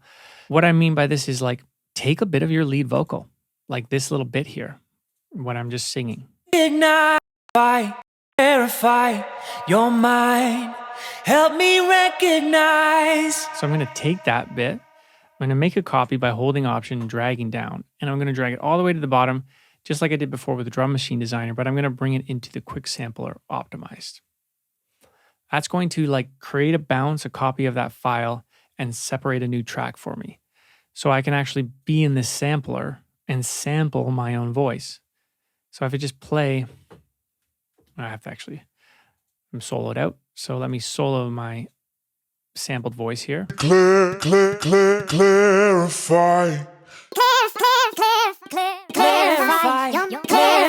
Like chords of my voice, you can really get detailed in. Also do one shots here or slicing it up. You can narrow in on certain words if you just want to use this bit.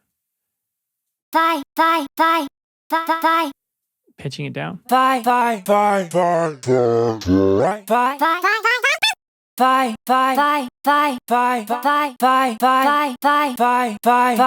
know, you can get pretty creative with new vibes. You can play it in reverse. You can loop it.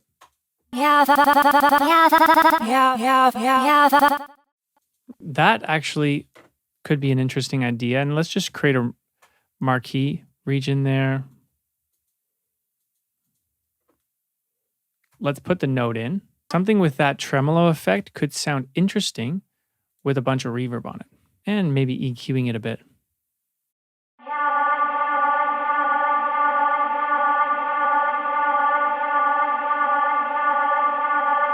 I mean, a bit out of context to the song that we're working on, but the idea is like, use what you have in your song. There's a lot of fuel that you can just take, sample, and recreate. And it's just going to, I think, push your creativity a little bit more, but also make the mix sound like it's more coming from the same place. Number 70 is stomp boxes and guitar pedals are now available as plugins themselves and not only available just to have a pedal board. If you're using a guitar. So this is really cool because I play guitar and I use a lot of pedals, and I even use some of the pedals like the Big Sky Reverb to run audio through because it sounds really, really great. And you can do a similar thing in the box now with Logic. So on this tip, like the tip before, we sampled my voice here. Let's start adding some effects inside, where are they again? Amps and pedals, stomp boxes is what I'm talking about.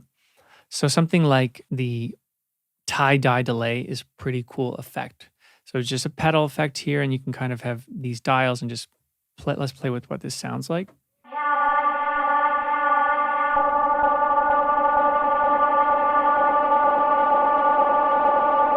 That's creating a lot of cool space. I think that wouldn't be like something lead, but could be like a bed of sound or something to fill a verse or add to the song. The idea there is not really about the quality of the sound right now, but more or less that here is go to the stomp boxes and start trying some of these pedals out. Like, don't just automatically jump to what's the Logic stock delay or like a Soundtoys Echo Boy. Try some of these cool little grit pedals here or some of the filters and get into like trying different things. Number 71 is actually duplicating tracks again. I touched on this tip earlier in the video. It is different though. So if I want to create a duplicate sample track of my voice, I can, to duplicate this track, I can go option, scroll down like this on the track itself, which was the tip before. But this tip is actually just do it on the region itself. Option, scroll down into an empty space, and that creates the same track with the same MIDI data. So I guess it is more or less the same, which I wasn't completely sure if you could do until I actually was working while making this video. I was like, oh, that actually works. So that's tip 71. I know that's kind of like an insert tip that maybe is more or less the same. So to make that up for you, I want to suggest trying out Phat effects under multi-effects. Phat effects, it creates distortion. It adds like envelopes, LFOs, which really play with the kind of tremolo, the movement of the sound, the texture of the sound. And it actually does really, really cool things. Just the stock presets. How I got into this plugin was I looked at the Lil Nas X Montero template that's available for free in Logic. And I checked out all the channel strips on that song. And I'm not sure if that's like exactly how it was, but they use this plugin a lot to create cool sounds. Like, let's just go through some of the rhythmic presets. That's just the plugin. So you see, it's weird, but sometimes weird is really good, and that's what you need. And I think that kind of plugin that you can resort to, you're like, I need something weird for this sound to do, pull up Phat effects. It might just be your missing answer. Number 72 is talking about the time and pitch machine in Logic Pro. I use the quick method of timing samples. If I drag in, for example, if I drag in a sample like this and I need to time it, I'll hold option to get the squiggly brackets and time it like that, quick and dirty. Usually that works for me with samples because they're not very big priority parts that are going to sound that bad if they're really not perfectly, if they're stretched a bit. But you can bring up the time and pitch machine by doing option command B, but I'll explain it first, where you have to go in the editor in file, not the track window where you can see the audio, but file. And this is somewhere I don't spend a lot of time, to be honest. But in functions, we have the time and pitch machine. I overheard once that this algorithm was a better time and pitch machine versus the former, where I was just saying hold option and click and drag. So if you have an original tempo where, the sample is in like 105 and you want your destination to be 96, this is where you can put the information in, process and paste, and that's going to run, I think, a better algorithm to put your samples in time. Number 73 is reusing samples that you've created in your Logic projects and adding them to Apple Loop so you can use them in future projects. So, for example, this cool little vibe that we've created here with my voice, if I want to save that for the future, well, I could just bounce it out, but I could also just right-click. And I'm going to show you like an added tip to this in a second. But export, add to loop library, and then I can say like my reverb voice test. And notice how the tempo is in 96. And I can put the key, scale, and genre if I want, but I'm just not going to do that right now. I can also add a descriptor so it's easier, but I'm just going to copy this so I can figure it out in a second. Now this is going to bounce down, and I can go to my Apple Loop libraries, not only in this current session, if I want to add it again, but also in any future session. I can open up the loop library, go here, search. There's my reverb voice test, and notice that it's MIDI and not audio. So I can still go and be like, change the pitch of it. All the way. So it gives me that opportunity to change pitch and not just audio, which is great if you have cool things, you can build like a descriptor for it. So inside export, like getting back to here, you can make it more clear on what you want to search for. So eventually when you get into future projects, you can reuse the samples that you thought were cool that you created in the first place. Tip number 74, still a little bit on importing samples and timing things, because there's a lot of different options you can use in Logic, and a lot of music, at least what I make, and a lot of music how it is made today is dragging in different audio and working with audio that you have from different sound libraries. So this would be up here at the top. It's using something called Smart Tempo Project Settings. So where it says keep, I can click on this and go to Smart Tempo Project Settings. And in here where it says set imported files to on, that means whenever I actually drag in an audio file, it's going to just change it to whatever my project tempo is. Great if you know that it's on, right? Because then it's just like, you know that it's been changed. I typically don't have it on all the time because I like to know, okay, I heard the sample like that and I want to drag it in. Now I want to manually make it work within my own song, and instead of having it just auto changed. It's a subjective thing. But if you're like, I don't care, I want everything I drag in to be reset tempo-wise to my project, this is how you would do it. Number 75, let's move on and get back into drummer tracks. I want to show you something cool in a drummer track that I use sometimes. Yeah, I can't say that I use it all the time, but I do use it sometimes. It's this little follow button down in the bottom right of the editor of a drummer track window, where if you are creating a vibe, so let's say I have this bluebird, I'm just going to bring it up here to where my bass is. Similar to groove tracks, and it might even be using the same algorithm, I'm not completely sure, but I can follow my lead vox. But typically, you might want to follow something that is groove. In this case, my bass. And it's analyzing the transients of the bass, and it's analyzing, it's going to generate a cool pattern for me. It changed a lot, right? I don't know if you saw that, but let's see what it came with.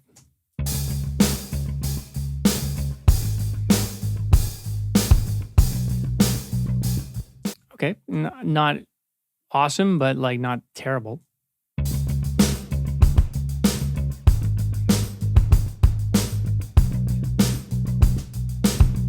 That's a lot better. So you actually see it's picking out the notes in the bass and it's being like, all right, here's a pattern, a kick and snare, hi-hat pattern, or whatever you choose that I think would fit the best with your bass sound. Tip number 76 is flipping between different comp tracks. And let's take a lead vocal example in this case. So if you're familiar with quick swiping, comping in Logic, you'll likely have something like this, for example, when you're doing a vocal comp, right? You like take 3 for this part, you like take 5 for this part, and so on and so forth.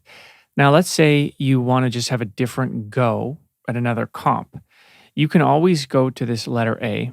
This is comp A, what we're looking at here. You can switch between different takes. For example, if you just want to like save comp A and you want to listen to take 1, you can do that and we'll load take 1. It hasn't erased any of your comp. You still have comp A in here where you can always go back to your comp A. So let's say we want to kind of A/B test 2 different comps. So let's load up take 1 again and let's do a new comp. Let's say it's like this. We can get pretty specific. We want this section here, like this, and then something like this. Now that's saved as comp B. So we can go down here. We have comp A, comp B. We can go back to comp A and then A/B test these comps. And you can go do another one, comp C. And I'm pretty sure you can do as many as you want. I haven't actually tested the limit. But the idea is you can do different comps and then test between the comps or roll back between different takes. Tip number 77 is using the Alchemy synth, but not like how you might expect, just using the synth on its own. It's actually finding a sample like from Splice or somewhere else, dragging that into the synth, and using the synth parameters to edit your sample sound. For example, let's do this from the beginning here. So Splice is a sound library that I use to get one-shot samples like kick sounds or snare sounds, or loops of sounds like melodic parts like guitars, synths, bass sounds. There's a lot of sounds in Splice. This is what Splice looks like, and I'm just going to search for like synth and get some type of synth melodic loop. Let's look for a loop. So type loop.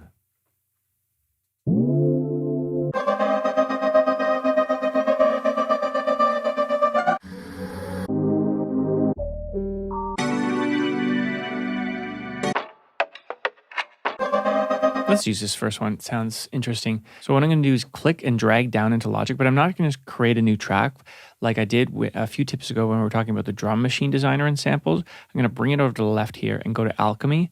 3 options: additive, granular, and spectral. I don't know the difference between those 3, so I'm going to go with additive. And it's going to pop up the synth. It's loaded the sample inside the synth. And now we have the option to just play our MIDI keyboard.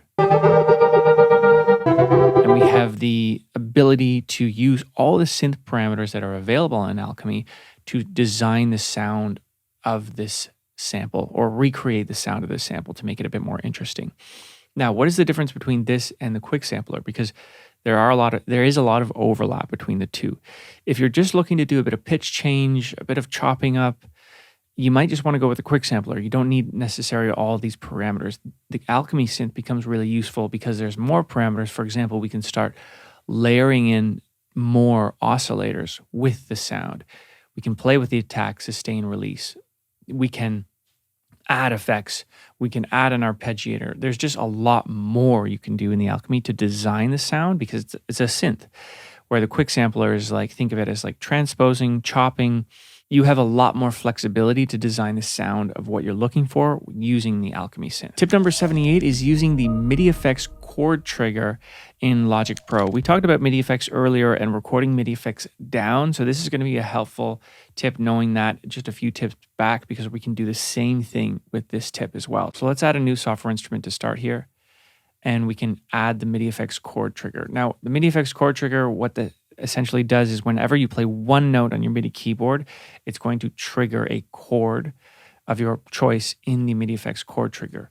So for example, I can just press the C major here, and that's going to give me a chord. I'm just pressing one note. Now the cool thing a bit further, getting into this a bit further, is that you can actually go down here to voicings, and you can get some really, really cool like sounding chords that I would never, like I play piano, but I'm not like a theoretical piano player, so I don't know how to play these kind of sharp 13th chords. Like I would never play a chord like that. I'm just playing the C note on the keyboard. Like these are very dissonant kind of chords, but you can use them to your advantage, and it doesn't always have to be doesn't have to be a full chord progression. If you're playing the keys and in the verse you're like, I think my chord changes in this part could be a bit more interesting. We'll bring up the chord trigger, test out some chords. Maybe this is too dissonant, so go back here and do, something different. Pop.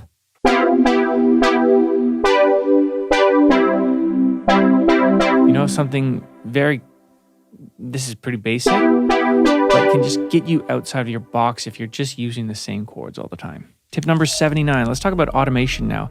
So we can stay on this Juno instrument here. Let me just bring it up so you can see it a bit better. To get something that we can use, let's just use the chord trigger from the previous tip to record a simple pop chord progression.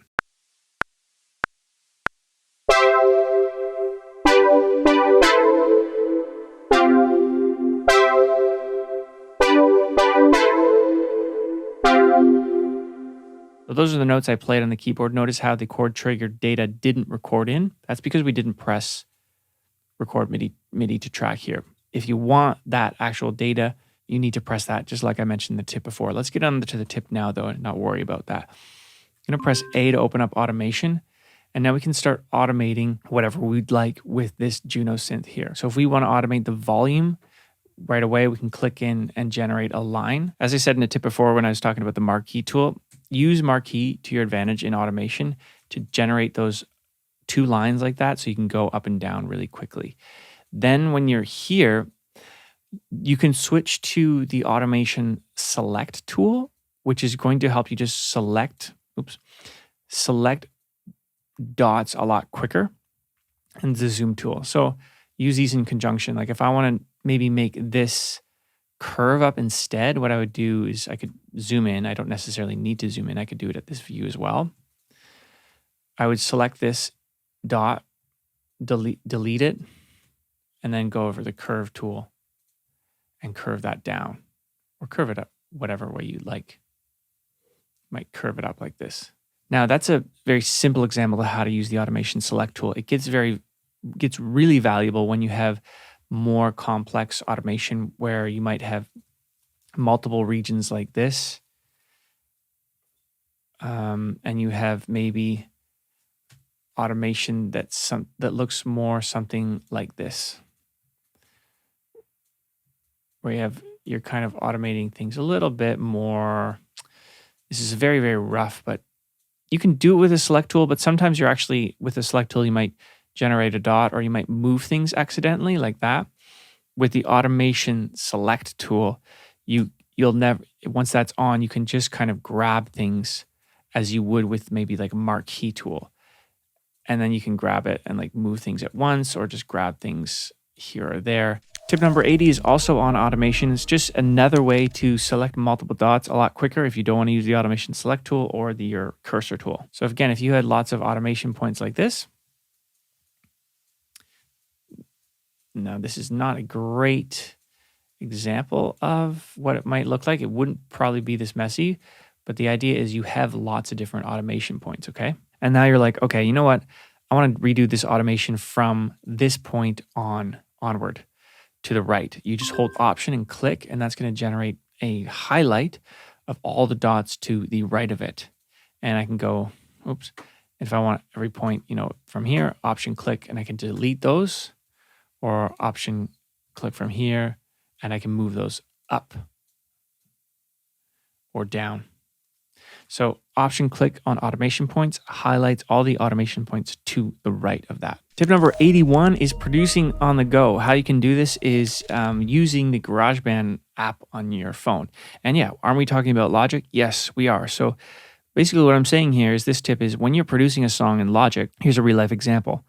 I'm producing this song in Logic, and let's say I'm going on a trip this weekend and I'm not going to have access to my computer, but I know I'm going to have some downtime where I might just want to create some melodies on my phone. What I'll do here is actually export this project, share it as a GarageBand for iOS. That means I can open up the file on my iPhone when I have the GarageBand app, and then I can add a software instrument, for example, and maybe create a Midi pattern that I like.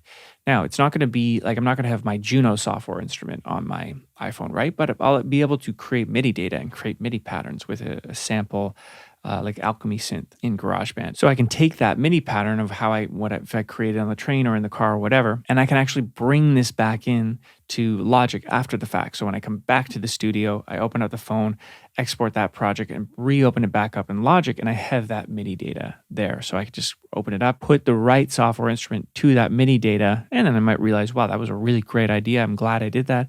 Or I might realize, well, that was a waste of time. That's a good segue into tip number 82, which is using Logic Pro on an iPad. I haven't had the opportunity to actually use Logic on an iPad yet. I think it's going to be game-changing to how music is created because you can do it by touching the screen. And I think that's really cool because think about how cool that would be to draw the automation so much easier with your finger on an iPad versus having to fuss with the mouse or just EQing something. I think it's going to be a lot more tactile in a good way. Maybe someday I'll just be using an iPad to create music. I don't know. Worthwhile if you're just beginning. Start working that into your process early on so you don't just become so calloused by just using Logic on desktop. Tip number 83 is using Ableton Link. This allows you to link an Ableton session with a Logic Pro session.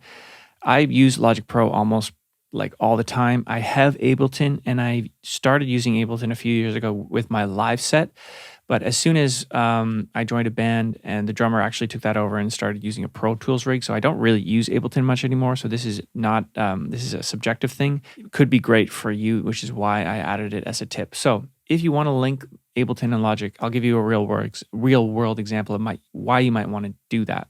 Well, maybe you work in both DAWs, or maybe someone sent you an Ableton session where it's like, hey, try out these samples in your song. Let's use that as an example. So we're working on a song in Logic and someone sends us that Ableton session. How do we link the two so we can try out the samples in the Ableton session and all that work that the maybe co-producer created in our Logic session? So you'd have to open up Ableton. So this is what Ableton looks like. Let's say these are the samples that our producer sent us or our co-producer sent us. And now we want to link the two softwares together. First, we need to set up it in Logic by going here to Customize Control Bar and Display and going to Sync. And this is just going to set up the link. Basically, now we link it and it's going to say 0 link here. We want that to say 1. In order to finish the link, we have to go back to Ableton and click Link. Now when we go back to Logic, notice that it says 1 and it's like a circle that goes around. That means that now the two softwares are tied together. So if I change the BPM in Logic, it's going to change it in Ableton. If I trigger a sample in Ableton while this session is playing, it's going to work in time. So for example, these are different kick samples that I might want to try out. Very simple example, right? I can just play the song. The song is playing. Going back over to Ableton. You could paint me pictures. Now that happens in time, these kick samples. We were straight, clear as day. It's pretty crazy, eh? But you've been slipping into the fog alone. I think you can even go, I'm not sure what it works like with recording and stuff. I don't know Ableton Link at its exhaustive limits, but I know that at this far you can just work, the two softwares are tied together. You can trigger samples in each one that work in both of the softwares. And when you change tempos, they change tempos in each software as well. Tip number 84 and 85, I'm going to bring up a new song session to explain the examples a bit better. So tip number 84 is actually recording your own drum percussion, like claps, maybe a different loop, or something that you're just tapping in your studio. And I'm going to show you a real world example here that you don't have to overthink this stuff and you don't have to actually make it too complicated when you're coming up with percussion samples. This is why it's so cool. There's a free template in Logic by Lil Nas X. I mentioned it earlier in this 100 tips video, and I want to point out a couple things here. The first would be these percussion tracks, like this keys jingle track. Look at how simple this is.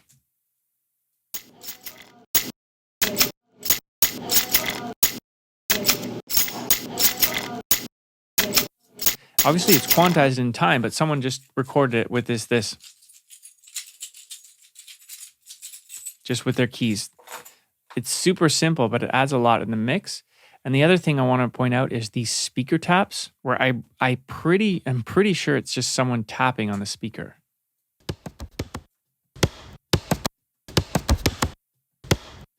It happens up here too. This one here.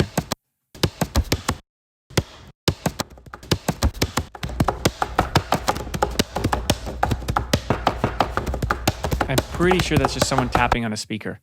It doesn't have to be complicated. Even though you can get these samples on a Sound library like Splice, it also just kind of inspires you a bit more because you've actually created something instead of just downloading something. So I think it's a fine balance of like getting those creative sounds in your mix, what just makes you feel better a bit, but it also makes the mix a bit more authentic, in my opinion. And it's not complicated stuff, right? You can easily do this in your home studio. Keys, tapping on the desk or the speaker, using your snaps, using your hands, finding different creative ways to have your production be leveled up and make it a bit more different to all the other songs that are just out there in the world already. Tip number 85 is stacking your own lead vocals. And again, I'm going to give you an example in this Lil Nas X song. It is in the lead vocal where we have a really big stack of lead vocals here, and they're all going to this lead vocal bus. But what I want to point out is these 4 lead vocals here. And they're doing pretty much the same thing. So that one's a bit more crispy, a little bit, not distorted, but very compressed, a bit distorted. And then this one here is getting the low, nice, warm mid-range. So same tone, right? Same note, but a lot more, the performance is a lot more relaxed. The energy is a little bit less, which mixes well together, which really makes a fat vocal up front. And then these two are doubles on the side. Also carry that nice mid energy, very similar to what this one does. So just a huge stack of lead vocals that make it really, really present and quite easy to do. Let's get on to the next section now, which is talking about mixing, mastering, and bouncing. Tip number 86 is nesting track stacks. This is a new feature in Logic that has recently been developed, and you're probably familiar with track stacks because I've been showing you many track stacks in this video. These are all track stacks, the ones that have drop downs here, my acoustic guitars. And this tip is about nested track stacks, which means you can have a track stack and then a track stack within that track stack. For example, if I want to have this acoustic pick and my acoustics both in their own track stack, so I might want to have both those stacks within a stack, you can do that. Go Shift-Command-D, create a summing stack for those. And Logic is automatically going to do the routing for you. So these acoustic picks and acoustics are now going to this my main acoustics, and I can stack that up. So a stack within a stack, nested track stacks. This is great for organization, but it's also great for bus processing, where I can now reduce any redundancy in plugins. For example, if I want to affect my main acoustics, I don't actually have to do it on this bus and this bus. I can do it on one and then dive down to the individual tracks to do any editing. But it's also, again, great for organization. Tip number 87 is a mixing tip, and this is converting your controller. This tip will depend on what type of controller you have, but this is converting your controller so you can actually use it within Logic to recreate this kind of SSL analog studio where you're not looking at the computer screen anymore. So what you're going to do is when you set this up, then you'll put a t-shirt or something or sweater or whatever over your computer, so you're not actually, you can't look at anything anymore, and you're just looking at your faders. And for this tip, we're only going to focus on volume and panning. I'm using the Arturia Keylab 49, so I have 2, 4, 6, 8 faders and 8 kind of pan pots. You'll need to go to the MIDI control center setup on your computer.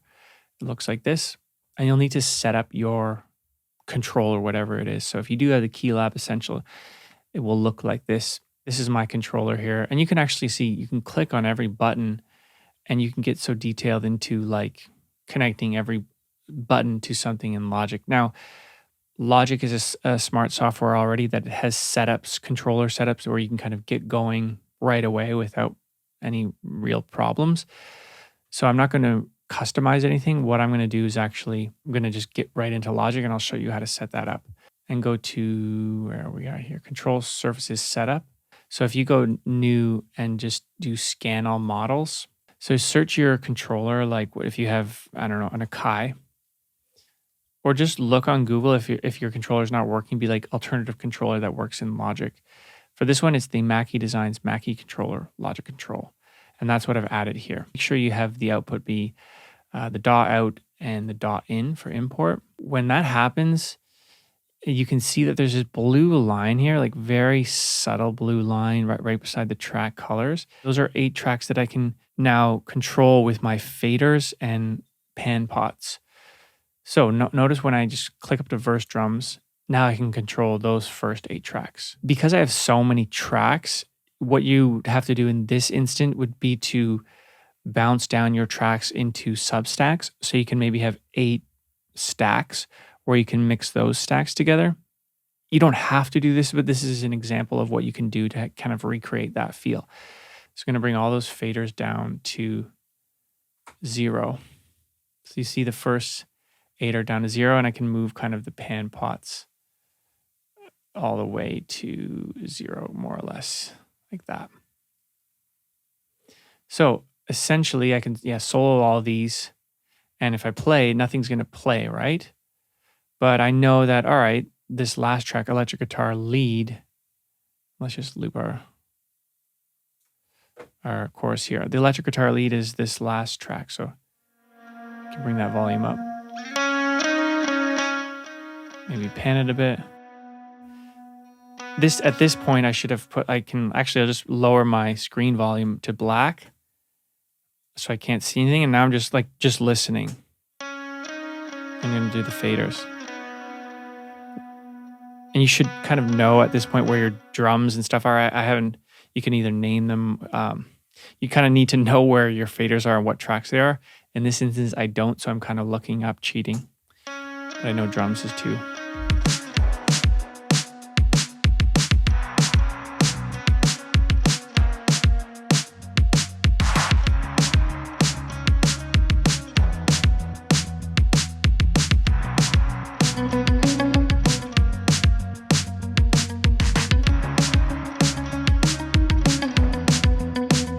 And you can kind of recreate that old feel. I think it's really beneficial to at least try this out, training your ears and not just looking at things. Tip number 88, a little bit of a mastering tip, just to kind of add a bit more punch to your demo mix that you're producing.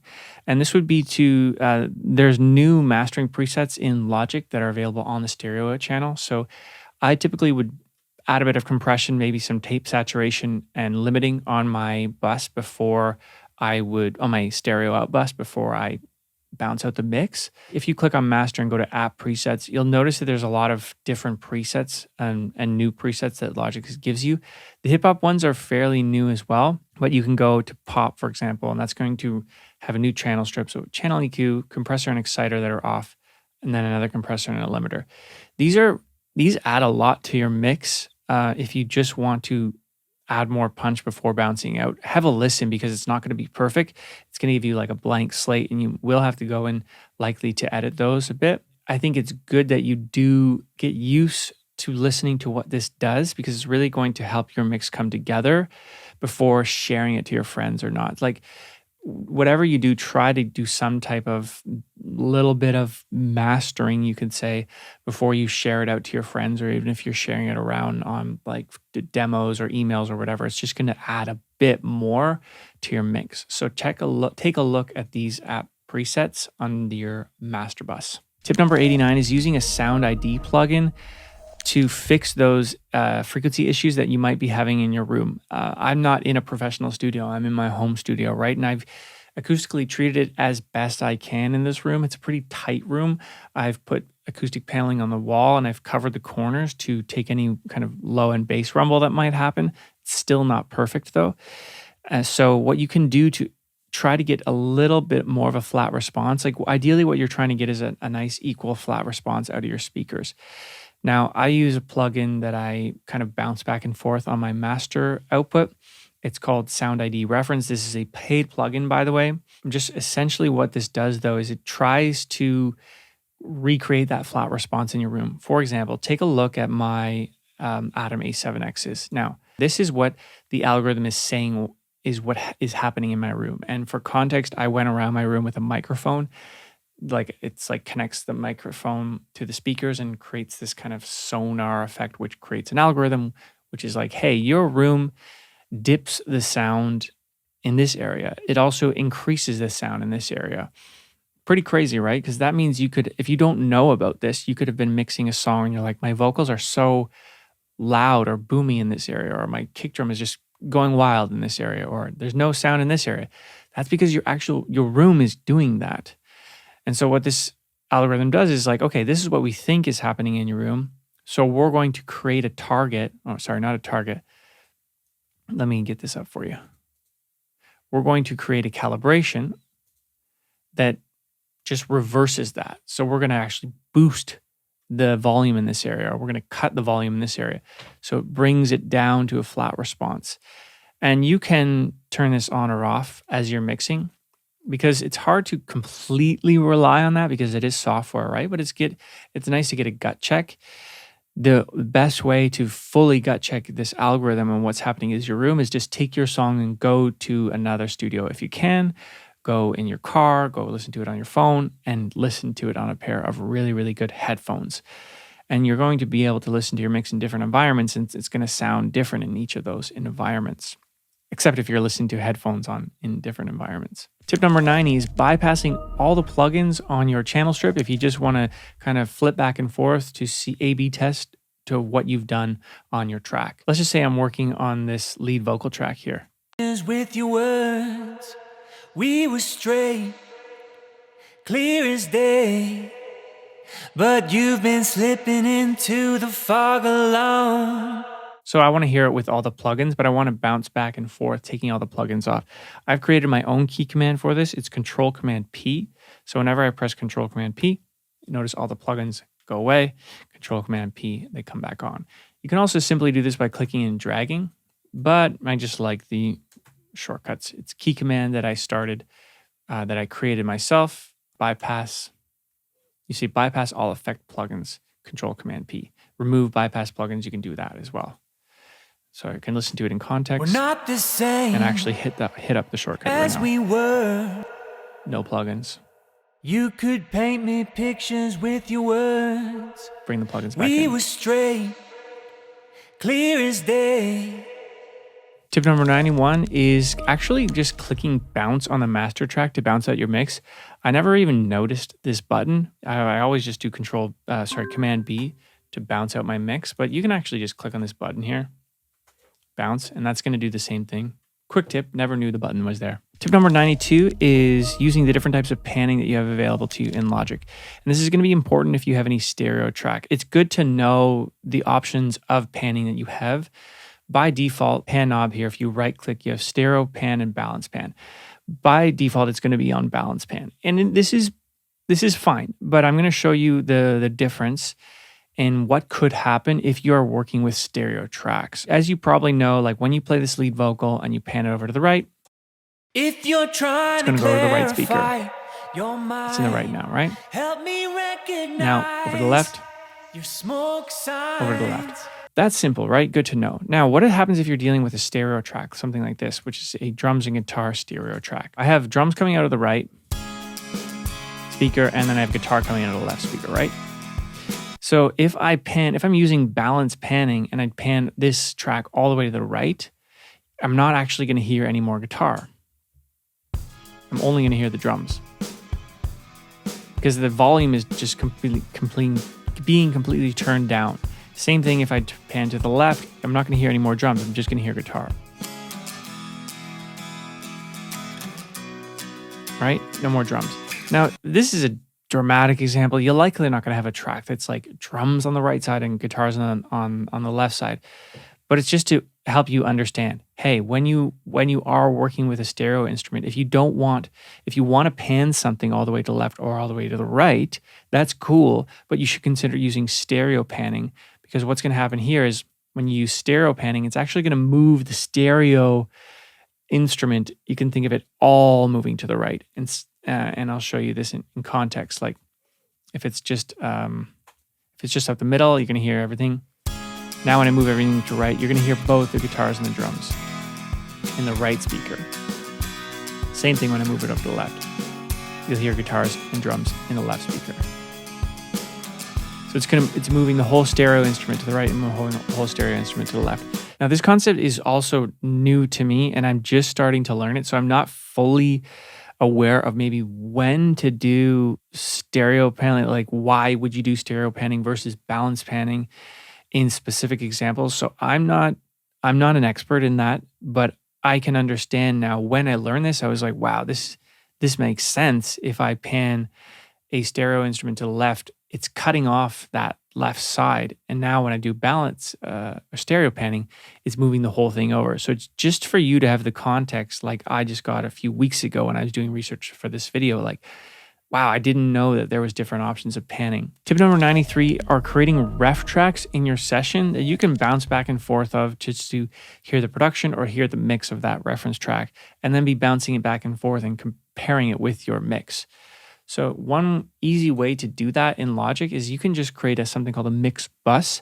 So instead of everything being routed to your master bus, you can actually just highlight everything like this, and you can bus all those tracks to a mix bus. So we just have to go to here, bus.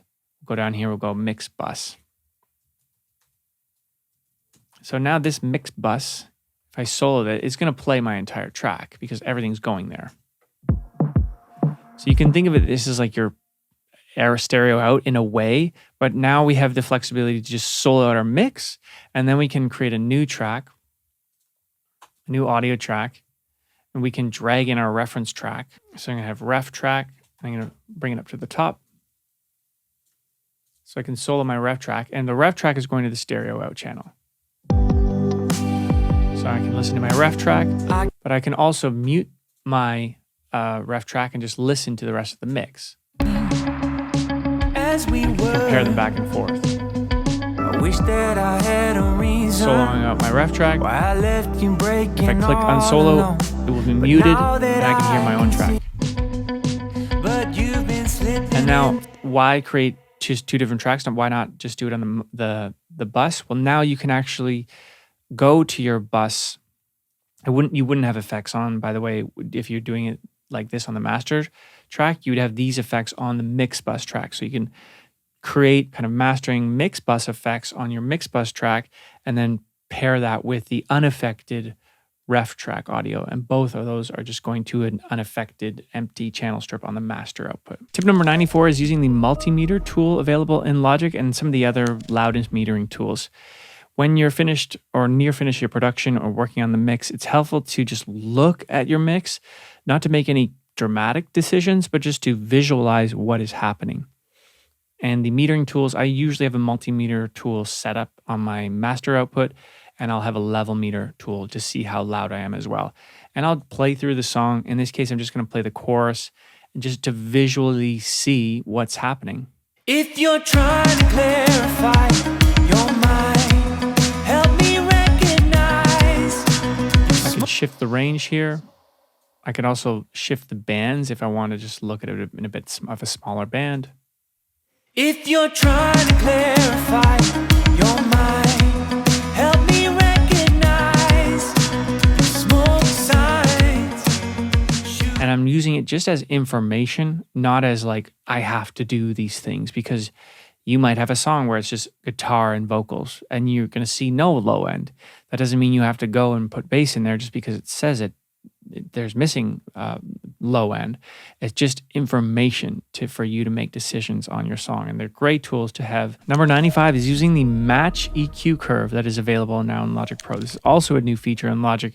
Great if you're just learning EQ and you're training your ears. So let's take an example of my lead vocal track. It's under EQ. It's called match EQ.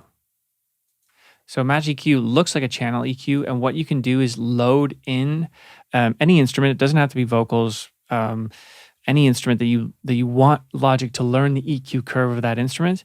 You can learn the reference, and then it's going to spit out the EQ curve where you can put on your own vocal or instrument or whatever. So it's cool to see what Logic thinks of it. Again, this is an algorithm. It's not perfect, so you're going to have to edit and use that as a starting point. But great new feature if you're just learning to train your ears. Tip number 96 is this quick and easy bounce that you can do in Logic Pro. All you have to do is take any audio file and drag it to a Mac Finder window, and it's going to automatically bounce that out as a wave. So really super quick. You can do this with Midi as well. So if I want to bounce out my lead vocal track, I will have to put this in one track. So I would join all these, Command J, and create a join of these tracks.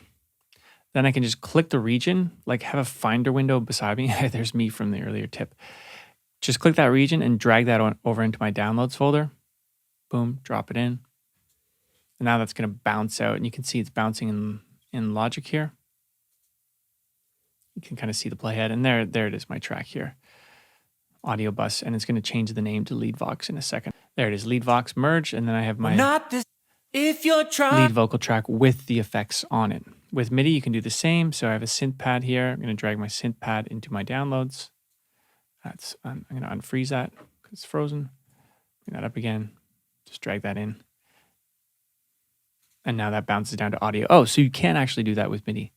I thought that would work with Midi, but it just bounces it to audio. So if you want to actually export that Midi data, then you're going to have to go to here, File, export one track as a selection as a MIDI file. If you're going to do any type of bouncing where you're bouncing your files out for a mix, I would spend the time actually going through the bouncing process, just so you know what effects you're applying to, what ones you want to skip, the file names, where the file is going, the folder, and all that type of thing. Tip number 97 is talking about normalize, making sure normalize is off when you're bouncing. Not all the time, but most of the time you'll probably want to have normalize off. So if I set up the locators for my song, and I want to get this bounced out. I'm going to go Command B, or a tip from before, just go click on bounce. And normalize here, if you have this as on, what that is going to do is actually going to take it's going to make your song louder. In a very simple way to explain that, it's going to make it louder. And you don't want to do that because it's actually going to change your mix. You ideally want to go through mixing it and then applying some type of master bus processing like a limiter on your own. So have this as off. If you're noticing any weird things that are happening on your bounces, you might just have that as on. Sorry, here as on. And that might be why your mixes and your bounces sound different. So just have that as off unless you know what you're doing with Normalize. Tip number 98 is bouncing out WAV and MP3 at the same time. Now that we're in the bounce window, let's stick in here. When I'm bouncing out a production that I want to listen to it in the car, like I said in an earlier tip, I bounce things out directly to my Google Drive folder that it's just pushed to all my devices. So what I'll do is click PCM, which is WAV, and click MP3. So I'm bouncing out WAV MP3 at the same time because, well, WAV is a better quality audio file, but MP3 is smaller, so I can text that to people or, I put that in the email kind of thing. So I will bounce two files out at the same time. Maybe a 16-bit WAV file is all you need if it's just a demo. I'll bounce that out right into my demos folder, and this is pushed to all my devices because it's in a Google Drive account. And then I would choose a folder, keep it organized, and then I have WAV and MP3 bounced out that I can go and listen to it in the car. Tip number 99 is double check your master volume track before you bounce out. So you see how we have master volume here? I mean, you might never want to move this down. You might, but basically you got to check this. Make sure this is at 0. You can hold Option and click it to bring it back up to 0, but also make sure that this volume up at the top here is at 0, because this volume here and this volume, they're separate, right? They aren't controlled together. So if you accidentally maybe were trying to turn your click on and you maybe shifted this fader, that's going to affect the volume of your mix. Because see, if I play this track, this volume is affected, right? I want to make sure that's at 0. And I want to make sure this one's at 0 too. So double check that those are both at 0, and double check your mixer at the end that you're not having any other type of output issues, that everything's going to your master track. I see how this volume here is separate to this volume. You just want to make sure everything is going out at 0. We're at tip number 100. We made it through the video. Thanks for sticking with me if you made it this far. And if you found any value in this video, please like this video by giving it a thumbs up. You can stick around and subscribe.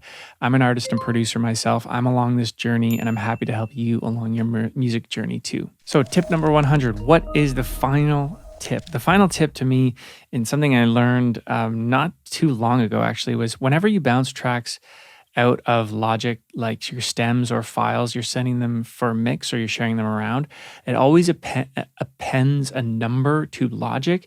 So you have like lead vox 1, guitar 1, bass 1, and it's just annoying and it doesn't look clean when you're bouncing out files. But you can actually get rid of that appended number, and I'll show you how to do it. So when you're bouncing out, how I bounce out is I go through every track and I go Command E, and that gives up the bounce dialog or box where I can actually like choose the format, choose the bit rate. Do I want the plugins on it? Do I want to include the audio tail, the pan automation, normalize as off? And then here is where you can actually change the appended number. And it's funny, right? Because when it says the file name example would be leadvox.wav, but that's not actually how it is. If I just bounce this out to my downloads, it's going to actually be lead vox 1, and you can see it says lead vox 3. So I don't even know actually why it says lead vox 3 in that case. Maybe that's the third lead vox track or whatever. Kind of frustrating, right? And then you have to go in and change it back to lead vox. So how do you get around that? Okay, basically go back to Command E. So fill out the information you need for like WAV, 24-bit or 16-bit or whatever. Bypass effect plugins, do your thing there. And then what we're going to want to do here is add a custom name. So click and drag custom up, but then remove the track name. So we just want the file example to be .wav, and then let's save this instead of to the downloads that saves this to my drawer file, it's just going to take the track name of your project. So mine is Leadvox, and it's going to have .wave, and it's going to get rid of that appended number. And so if we go to my drawer file here, we have Leadvox, no appended numbers. You don't have to be annoyed by the appended number anymore. That's how to get rid of it. That is 100 more Logic Pro tips for you. Stick around to this channel. I'm an artist and producer myself. I'm doing what you're doing. I'm going along this music journey, and I'm happy to help you along your music journey as well. So I have an email list below that you can sign up for. It's a big community where we talk weekly, bi-weekly. I share tips and information on kind of going through your music journey and how you can get better at producing music and how you can get better at writing songs, how you navigate this world, this unknown world of being in the music industry. So I hope to see you in there. And as always, I hope to see you in the next video.